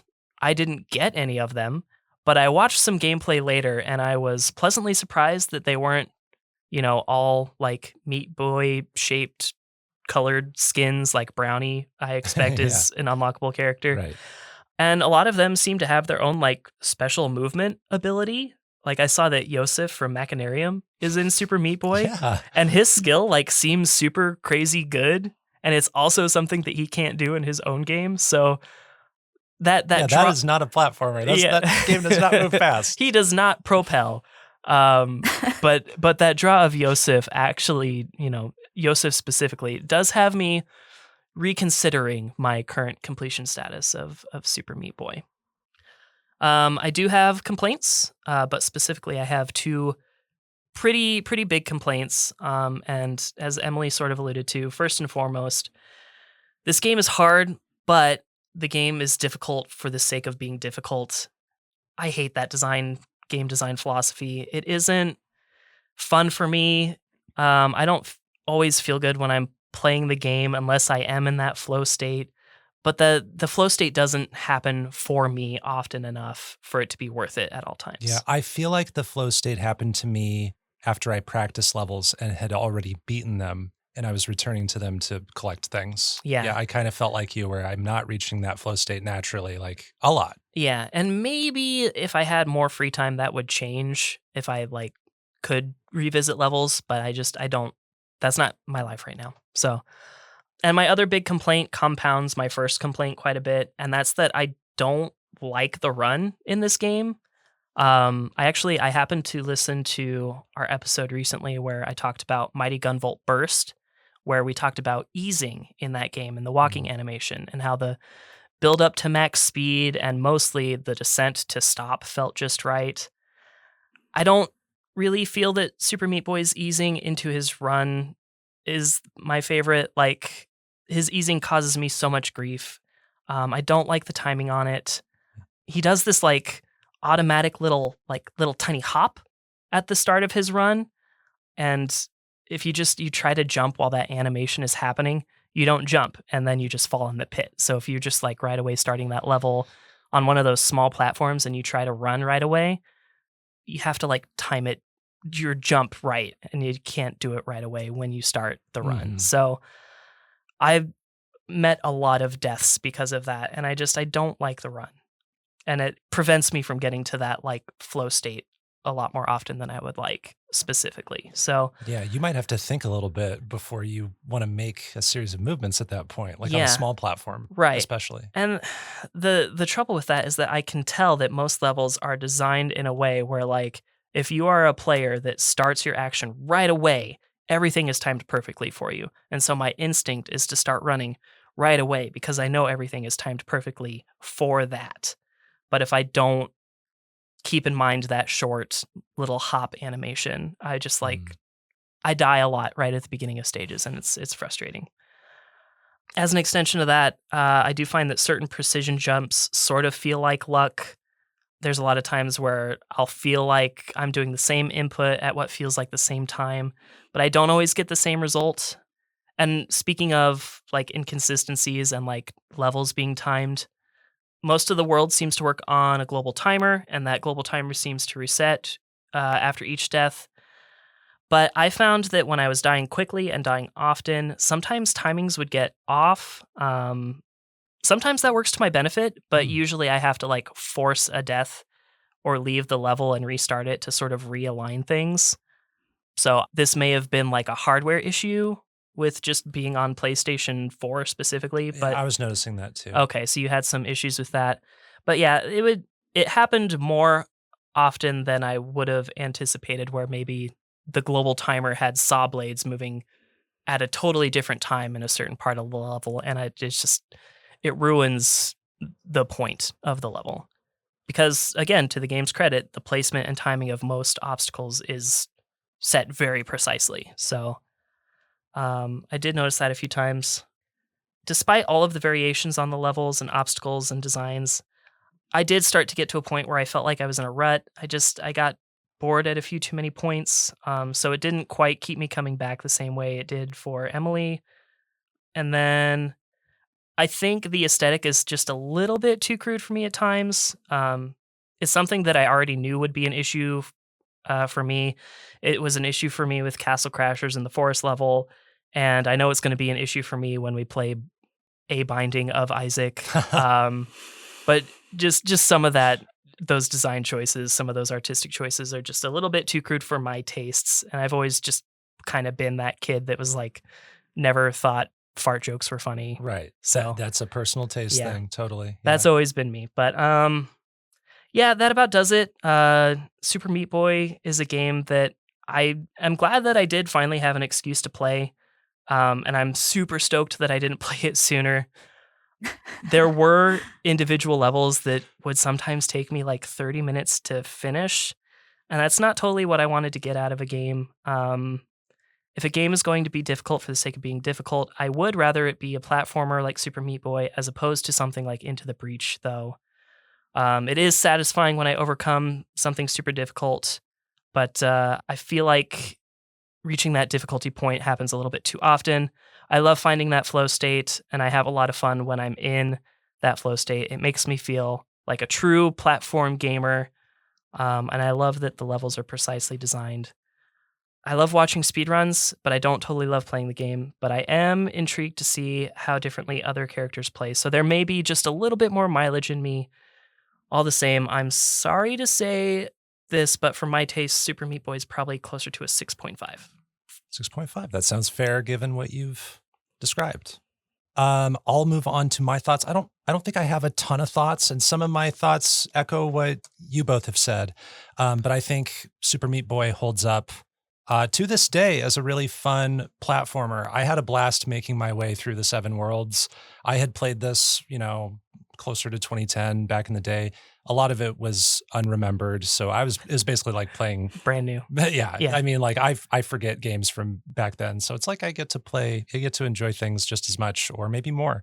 And it's probably a very good thing that my favorite aspect of a precision platformer is the platforming. Like that's probably a good sign that I'll enjoy it, and that's the case here. Like the biggest thing this game has to offer is, like the momentum and the dashing and the jumping and the wall sliding and the jump distance and the maneuvering in the air. I think it all feels amazing. I feel like when I am in the groove with playing this game, when I'm like doing well, I feel like I'm controlling a superhero. And I kind of forget I'm holding a controller sometimes because the game is just working how I want it to work a lot of the time. I love the snappiness of this game. This has some of the fastest respawning you can find in games. When you fail, when you fall down a pit or get hit by one of those many obstacles Disco mentioned at the top, you jump right back in. And that, even though the game is super hard, it feels like the game is encouraging because we're not losing momentum. It's like, hey, just start again. And finishing a level allows you to immediately start the next one too. So I might nail a level for the first time. It's, forest, light world forest, level 1, easiest level in the game. And I immediately beat it and I can immediately go to level 2. Love that. The replay of all your deaths when you finish a level 2 is a really cool idea. I haven't seen that in tons of games. So I like seeing that history and being reminded of how many times I failed. And in a weird way that like makes my success and my passing of a level feel like hard earned, and I get even more accomplishment after seeing all of that. The sound effects, particularly the squishy meat sounds, they're really well done. I got a lot of comments on Twitch about like just the thickness of the sound when I was streaming this game. And, if you have misophonia, you might actually want to turn down sound effects when you play this game. I think that's a worthy call out for people looking to play this game for the first time who might have that situation. I love all the references to other media too. So all those characters you've mentioned, you can unlock. Commander Video from Bit Trip Runner, like that's such a special bonus character for Emily, like, because that's one of your favorite games. Yeah, his fun power too. Yeah, you get to like sustain your jump and go horizontally. Love that. You can play as the guy from Spelunky. You can play as a head crab from Half-Life. The Pink Knight from Castle Crashers. Nice. How funny is that was just last episode that we reviewed that too. I also just love the recreations of scenes from other popular media and specifically games. Like we have scenes that replicate something from an old Ninja Gaiden game, an old Castlevania game. There's a Mega Man 2 reference at the beginning of one of the worlds. We see that camera pedestaling up that building and, that famous scene at the beginning of Mega Man 2. So I always think of you when I play that. Those are my likes. And then for my dislikes, I actually start my dislike section with the music. I think the music gets pretty repetitive, but with the asterisk that I played the newer soundtrack. I've listened to the old soundtrack and it's a lot funkier. I like that music generally more. So I don't know that I would tire of that as quickly. But it's the heavy metal music that can kind of wear me out. Like this heavy metal music is just droning in my ear as I'm playing this game. When we get to like the Dark World stages, some of the music can get more intense too. Like we were calling some of that music yee-haw hard rock, with like the banjo playing. And that was like such an apt observation. I think you called it that, Emily. I think you called it yee-haw. Oh, did I? Okay. Yeah. See, that should have been in my dislikes because I honestly just play it without the music. I keep the sound effects on, but turn off all music when I play this because for the same reason. So I didn't necessarily get tired of the music, but it also like wasn't standing out to me. I had YouTube in the other ear. I was just like catching up on the day's news or something. This might be a really good podcast game, honestly. Yeah. Or just listen to music game. There were times, and again, this is the newer soundtrack. I think I might like the older soundtrack better, but I think that heavy metal music is stressing me out. I think Yeah. it's making me maybe play worse because it's not calming. Not that this game should have calming, like atmospheric sound, but I guess I don't enjoy it actively moment to moment. The personality is very mid 2000s Newgrounds. We've talked about that. It's got that sophomoric feel that Castle Crashers has in spades, though it's not nearly as bad here. It's just that there's a little bit of it, and it's just not my favorite vibe.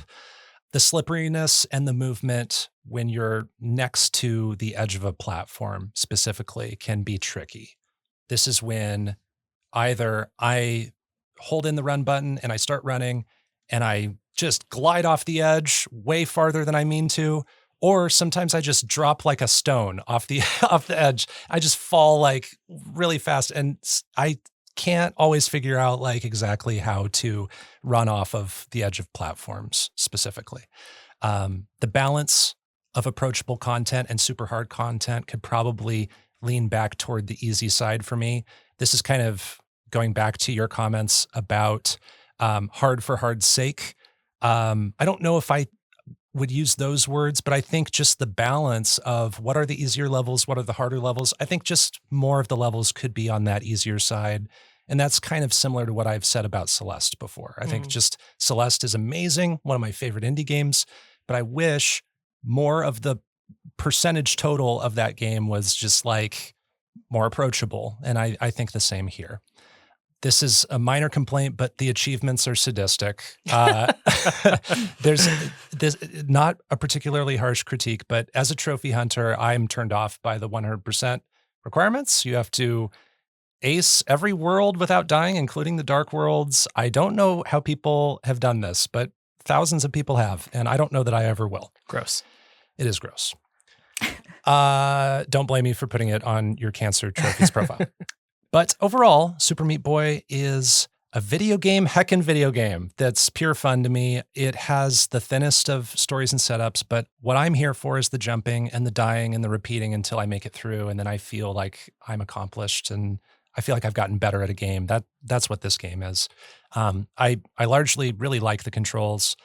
This is the gold standard for how precision platformers should feel, in my opinion. Even more than a decade since it released, I'm also going to rate it a 9 out of 10, like Emily. Perfect. You said you had predicted a score for me. I was off by 0.5. Okay. Yeah. Just to tack on to, I think something you said, Disco, about maybe some potential hardware issues, and also the run being a little funny. Something that I don't know is necessarily a complaint about the game itself, but is a complaint about its approachability is you actually I think you have to have a really good controller to play this game. You can't play this on a cheapy little, whatever controller. And I have an Xbox controller that is pretty nice, but it's not Xbox branded.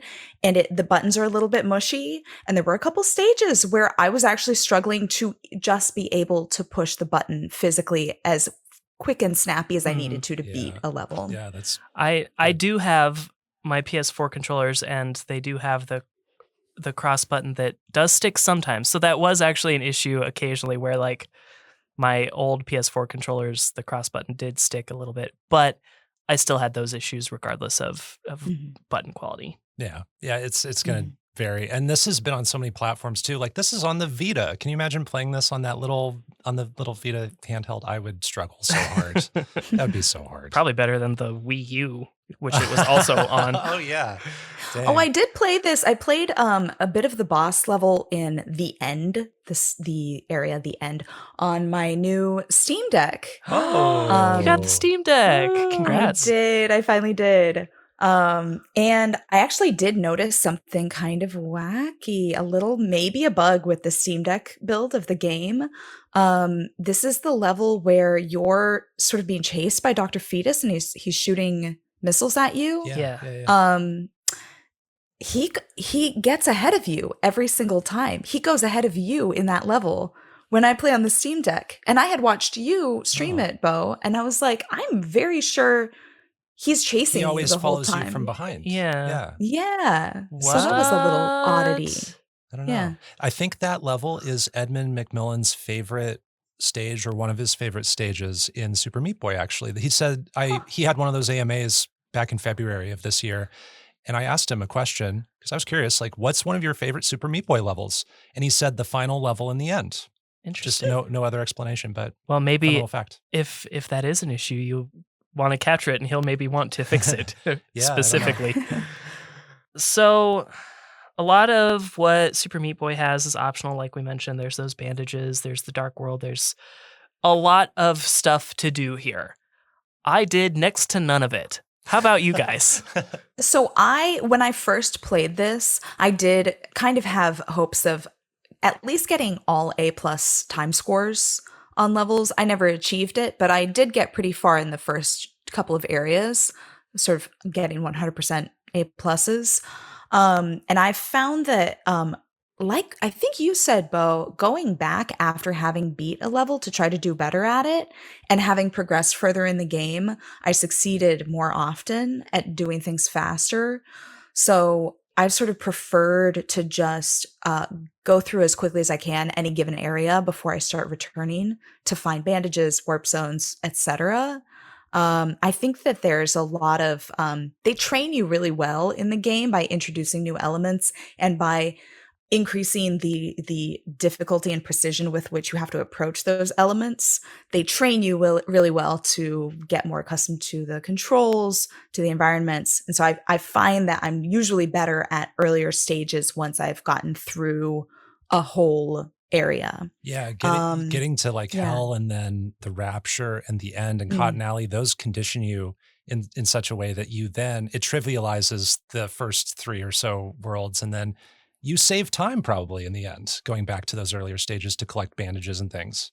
I think so, yeah. And probably a lot of sanity too, just, not beating your head against the wall on a certain level. But there have been plenty of bandages that I look at and I go, no, I'm not. I'm not going to do this to myself. Not interesting. This is the game that I most frequently go to myself as I'm playing or just roll my eyes. And it's part at myself, part at the game. Just every death is like, and yet I love it. I don't know. Maybe something's wrong with me. Yeah, I have no blanket rules for like, I'm always going to go for bandages till I get them. I always have to make that decision based on what stage I'm in and what bandage it is. I remember there was a bandage, I think it was in the 4th world, Hell, that I swear I could not physically get with Meat Boy. If I could, I had to be like frame perfect. And I just thought maybe this is better for a character I haven't unlocked yet.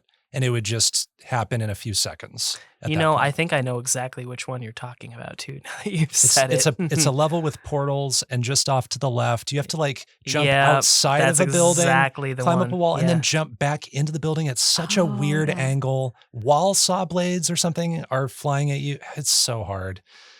Every level's different. But those first 2 or 3 worlds, I'm trying to get all the warp zones, all the bandages, because generally they're easier.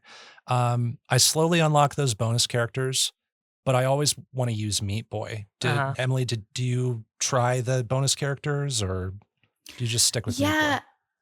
I tried them when I started unlocking new characters, and I find that I trust that every single level is beatable with Meat Boy, because I can't imagine they would do something so horrific as make certain levels require other characters. They're not going to come to your house and wreck your stuff. They designed the game for Meat Boy. Right. I'll press charges otherwise. But I don't actually trust that every level is beatable with every character. I don't know that that's true or untrue, but I just don't have that trust that I can go in and beat every level with every character. There are some characters you unlock that are a lot slower. I think Commander Video is one of them. And there are some levels that require you to be very fast because they're almost timed. You have something chasing you, or the room is filling.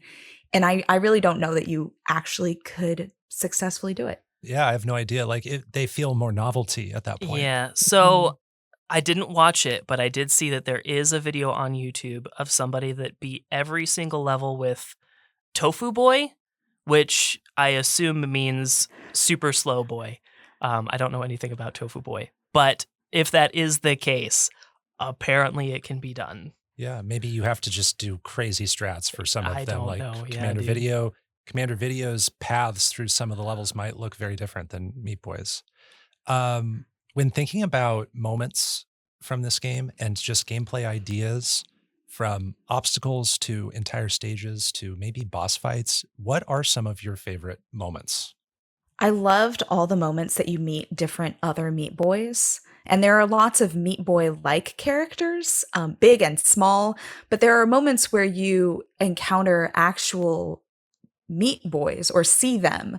And I really appreciated those moments because it did feel like a little wink and nod at the fact that you are going to die a lot. And you have already seen many Meat Boys because you've played them all and watched them fail. So I appreciated those little moments. To be honest, I didn't go back and watch the cutscenes the second time playing now versus playing back in like 2010 or whenever I first picked it up. I don't feel very attached to the story personally, but a lot of the areas were particularly fun for me. I loved the hell levels.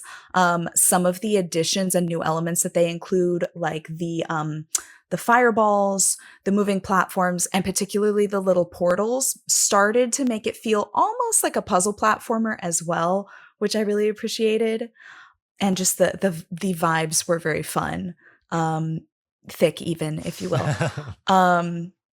And particularly, I think my favorite level is Left Behind in Rapture, because it's one of those ones that I think gets you to a flow state almost by default because you have to be so perfect and fluid, and it involves a lot of wall jumping, which I find really satisfying. You just wall jump back and forth to different buttons, and you have to get your timing perfectly eventually because the buttons open timed gates. Yes. So once you beat it, you feel really good about yourself because your run is going to be extremely clean because it has to be. So I really enjoyed that one. Yes, that was definitely not the most frustrating level for me to beat. You aced that on the it first didn't try. take me the longest out of anything else in the game. Certainly not. I think if we're talking about just like little elements that we enjoyed, the first thing that popped into my head when you said that was like those blocks that disappear like The one at a key time. blocks, Yeah. Mhm. So I really enjoyed running on those because it's just like, just go for it, man. Just run. And then, you'll jump at just the right time. It sort of is like the disappearing blocks in Mega Man, but it sucks less because the disappearing blocks in Mega Man suck. And you have to be more precise with your jumps in those. But that's the first thing that I think of when you say that. I like the idea that you can pick up a key and those blocks could be like somewhere completely else in the level. And like you hear them unlocking, like, where are they? And then other times it's very obvious and you just run on them. And the tempo for how fast they unlock can change. It can vary. Yeah. Yeah, So I think those are really fun.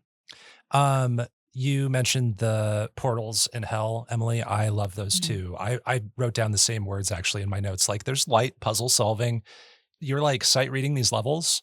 And then you get to these portals and you see like 6 of them on screen and you go, uh-oh, like what do I do? Like go through this one and it bends your mind, but you get to maintain your momentum through those. That's really fun to me. I also really like the idea of the first boss, Little Slugger. This is the boss in the forest. Little Slugger chases you and you have to get to the end. And then if you get to the end before Little Slugger, you kind of wait on a platform and then Little Slugger gets to you and then gets crushed by debris or something like that. You have the freedom to just go as fast as you can through that level. If you're fast enough and good enough, you can just go many screens in front of Little Slugger and then you just hang out and wait. And that's what speedrunners do. They will super quickly finish this level. And then if it's like AGDQ, they'll be like, okay, read a donation because I have to wait for Little Slugger to get to the end of the level. Love that there's that freedom there, that I'm not like limited. I can be as good as I want to be in that level. Okay, so what about, we're talking about stuff that we like. What about stuff that we hate? I'll actually kick this off because some of them were in Egg's favorites. Amazing. I remember getting to the zombie Meat Boys and how they don't spawn the same way every time. And so that was throwing me off because up to that point, I'm used to like almost everything being on a global expected timer. These Meat Boys sort of like spawn on different sides of the screen, sort of at random, but also sort of based on how close you are to them. So it's throwing me off.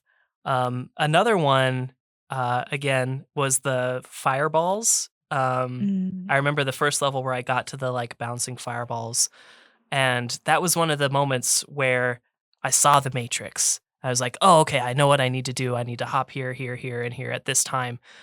But I didn't see the Matrix. It wasn't real. I thought I had saw it. I thought I had figured it out, and it actually didn't work out the way I wanted it to. And that level ended up taking me a really, really long time. And I was really it hurt my feelings. I was like, oh man, I trusted you. I thought I got it, but I didn't. So what about you, Emily? There weren't too terribly many levels that really left me stumped or frustrated. One that kept me for a while, probably over an hour trying to beat it, was Judgment, the final stage in Rapture.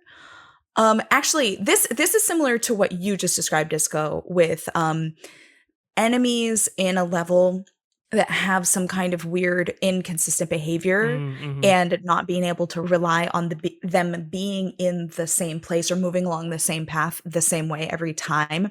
There were these big flying meat guys that would chomp you if they hit you. They had some really interesting like momentum to them and were seeking a little slow, but it was very difficult. It took me a really long time to understand what their behavior and movement was going to be.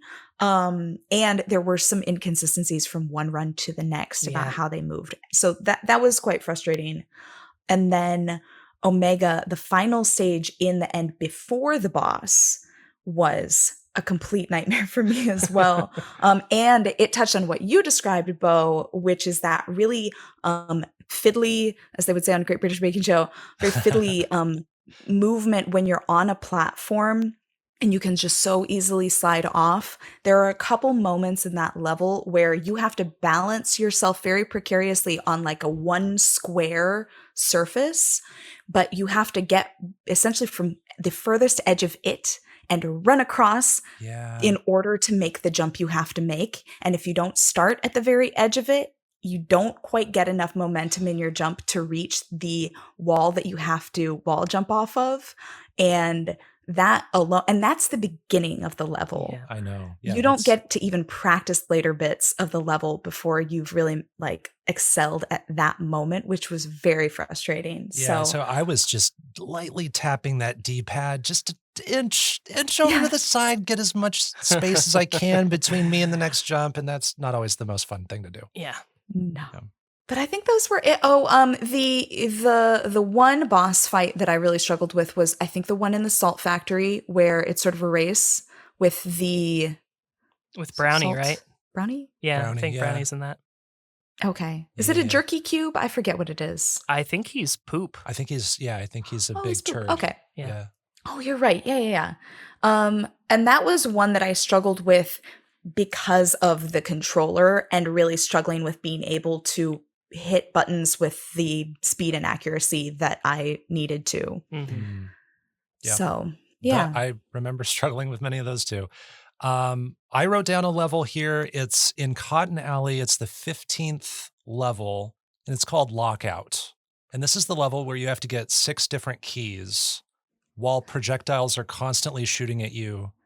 I think I spent the most time on this of like all stages. I think I spent like well over an hour just trying to get this one dang stage. I think I started it on stream while I was sick, actually. And so like that didn't help. That was like the torture was like compounded by the fact that I wasn't feeling very good. And then I didn't finish it that stream. And so it just was this thing hanging over me. And then my next stream, I finally did it, but it took another like 45 minutes.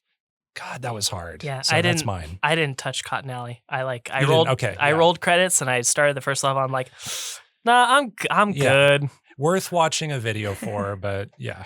The aesthetics are fun. They and are, the music yeah. is fun. I heard that the song's great. Cater Blossom, your co-host, was like, "Hey, you should play this on the video game music radio show." I'm like, "Okay." Yeah. You know what doesn't stress me out? The kind music and Cottonette, like the soft, bubbly music. Like that was a great break from the heavy metal. And it's just everything's pink. Like there are pools of what looks like Pepto-Bismol. I love like, pink. Love that. I love Pepto-Bismol. Yeah. I think that's like my biggest example of something I don't like. There are other just optional things like the no-hit runs that just I'm putting myself through that torture. So that's not just the natural progression of the game. So I can't complain about that too much. I guess like sometimes those fans that blow. Oh, you're right. I hate fans. I can't figure out how those work sometimes. I loathe them. Yeah. Yeah. You're right. That is the and thing then that I hate the most. the orbs that like repel you, you jump on them and then you kind of like float around them. Those are really vague to me. Yeah. So yeah, those are mine. Meat Boy's physics is really hard to completely comprehend at times. Yeah. Yeah. His density and momentum and his density, calculate his juice, calculate speed based on density divided by horse weight. Yeah, it feels like there's a lot under the hood with how he moves, like a lot of tech there, but you don't have to do a ton of research to just play the main game too, which I appreciate. And then finally, what is Super Meat Boy's legacy and influence? Like when we look at this game, you know, both within the context of the game itself and then outside in the greater gaming space, what do we think about with Super Meat Boy and the impression it's left? I have a little bit of a TED talk about this, if I may share. Oh my, please do. Please do. So I've been thinking a lot about this because I did want to, in picking this game, I wanted to return to kind of the beginning of my indie game journey. And it's been interesting to think about and compare where I was at and where I think the broader gaming community was at that time in the late 2000s, early 2010s, and where we're at now. And thinking about not just Super Meat Boy, but also games that fit into the same sort of generation of like the first really big prominent indie games like Limbo, Binding of Isaac, Bit Trip Runner. I notice a theme among this kind of vanguard generation that they tend to be filled with very tongue-in-cheek and at times dark humor and generally a lot of very challenging gameplay. And to me, it speaks a lot to the moment in gaming history when they came out in this period of time. There were a lot of really deep tensions at the time within the gaming community, starting in the late 90s and early 2000s. And I know you guys know all of this, but for listeners who may not have been playing games at the time, I think during that time, before Super Meat Boy came out, a lot of developers and publishers had begun branching out and marketing to new audiences outside of the classic gamer demographic, which was traditionally boys and men aged 13 to 24, more or less. And they started producing games that appealed to a broader audience, older people, younger people, and very notably women. I think Nintendo was kind of at the forefront of this movement to expand the market. And I think probably for mainly business reasons. Why are we hindering our ability to sell games to more people and include more people in the gaming community? Then the mid 2000s brought around, Facebook, mobile games, and the new genre of casual gaming, which continued to expand the audience for new games. And the question of who do we call a gamer, right? And obviously not everyone who considered themselves a gamer in the original sense was happy to welcome these new players into the fold at the time. And these tensions led to some pretty dramatic conflicts. I think most notably Gamergate in 2011, which again, for those of you that is not a familiar term, this was kind of a moment in time where women in the gaming industry were targeted with some really intense harassment and threats of violence. And it became kind of an unsafe time to be a female gamer.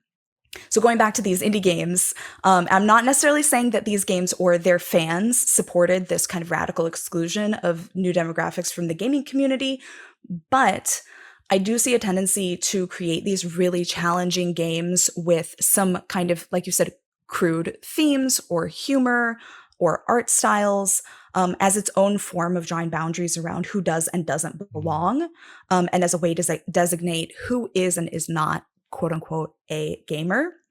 And it's something that I kind of felt and experienced as a female gamer who didn't have a lot of other female friends who played games. It was definitely the fact that I knew about and played some of these indie games was something I used to my advantage. You know, it's kind of a wink, a nod, the secret handshake to show I know what's going on. I am a gamer, quote unquote, and kind of prove yourself.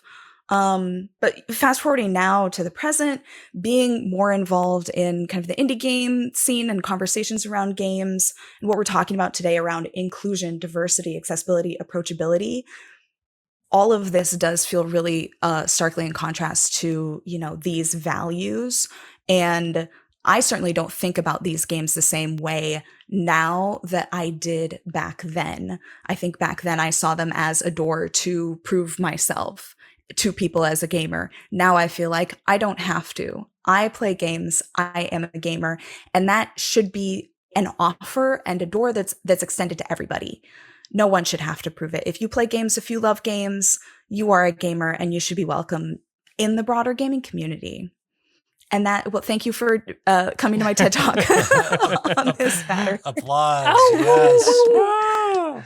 Very well said. Yes. Yeah, I agree with all those sentiments. And I still feel like a lot of that carries over even still. Like, I think indie games are really cutting a larger swath into just gamers overall. A lot of that because AAA game development is no longer sustainable in its current capacity. But some of that still persists today because now you've kind of got like online multiplayer versus anything else, essentially, is sort of how I see that argument breaking down. It's like either you play the online multiplayer and you're a real gamer, or you're just a casual or whatever, regardless of the difficulty of games like Super Meat Boy or Hollow Knight or anything like that. So, yeah, I guess that's all I have to add to that. Yeah. And, you know, like, yeah, things have definitely moved. It feels like now in today's day and age that gaming does feel like more for the average person, but there's still progress to make, as with like everything in the world. Thank you for your very thoughtful words on that. And, you know, you talked about diversity, inclusion, and accessibility. And it reminds me of part of the mission of your podcast, No Small Games, to highlight a lot of these stories. And a lot of these indie games provide these perspectives that let us experience how people like to have fun, or where people come from, what their customs are. Indie games let us experience all those things. And I think that is actually a really good segue into our outro, which is you talking about your content again, and maybe just telling us a little bit about No Small Games, where we can find your stuff, Emily. Yes, I would be delighted to. No Small Games, again, is the podcast that my dear friend Kate and I started, almost a year and a half ago. And we do really in-depth recaps and reviews of indie games. We typically talk just about one game per episode and like to go really deep on them. We've also started doing some new content like developer chats, and some more new content that you will know about when you're listening now, but has not yet been revealed. Oh, snap. At the moment of this recording. But ultimately, all of it, like you said, contributes to the goal both of showing how impactful games can be to people's lives, how much you can learn about yourself and other people, different kinds of people, different stories through games. And we also really want to highlight what it takes to make a game, and the fact that you know, when you're making a game, when you are the person behind it, sweating over it, testing it, coding, there is no such thing as a small game. Every game is big, both in how much effort it takes to make and the kind of impact it can have on other people and the world. So that's it sounds like a lofty mission, but it's a very casual podcast. We are very conversational. We try to make it very fun. So that's No Small Games. You can find us at nosmallgames.com. You can also find us on Twitter. I will not say that one letter that it goes by now. You can find us on Twitter at No Small Games.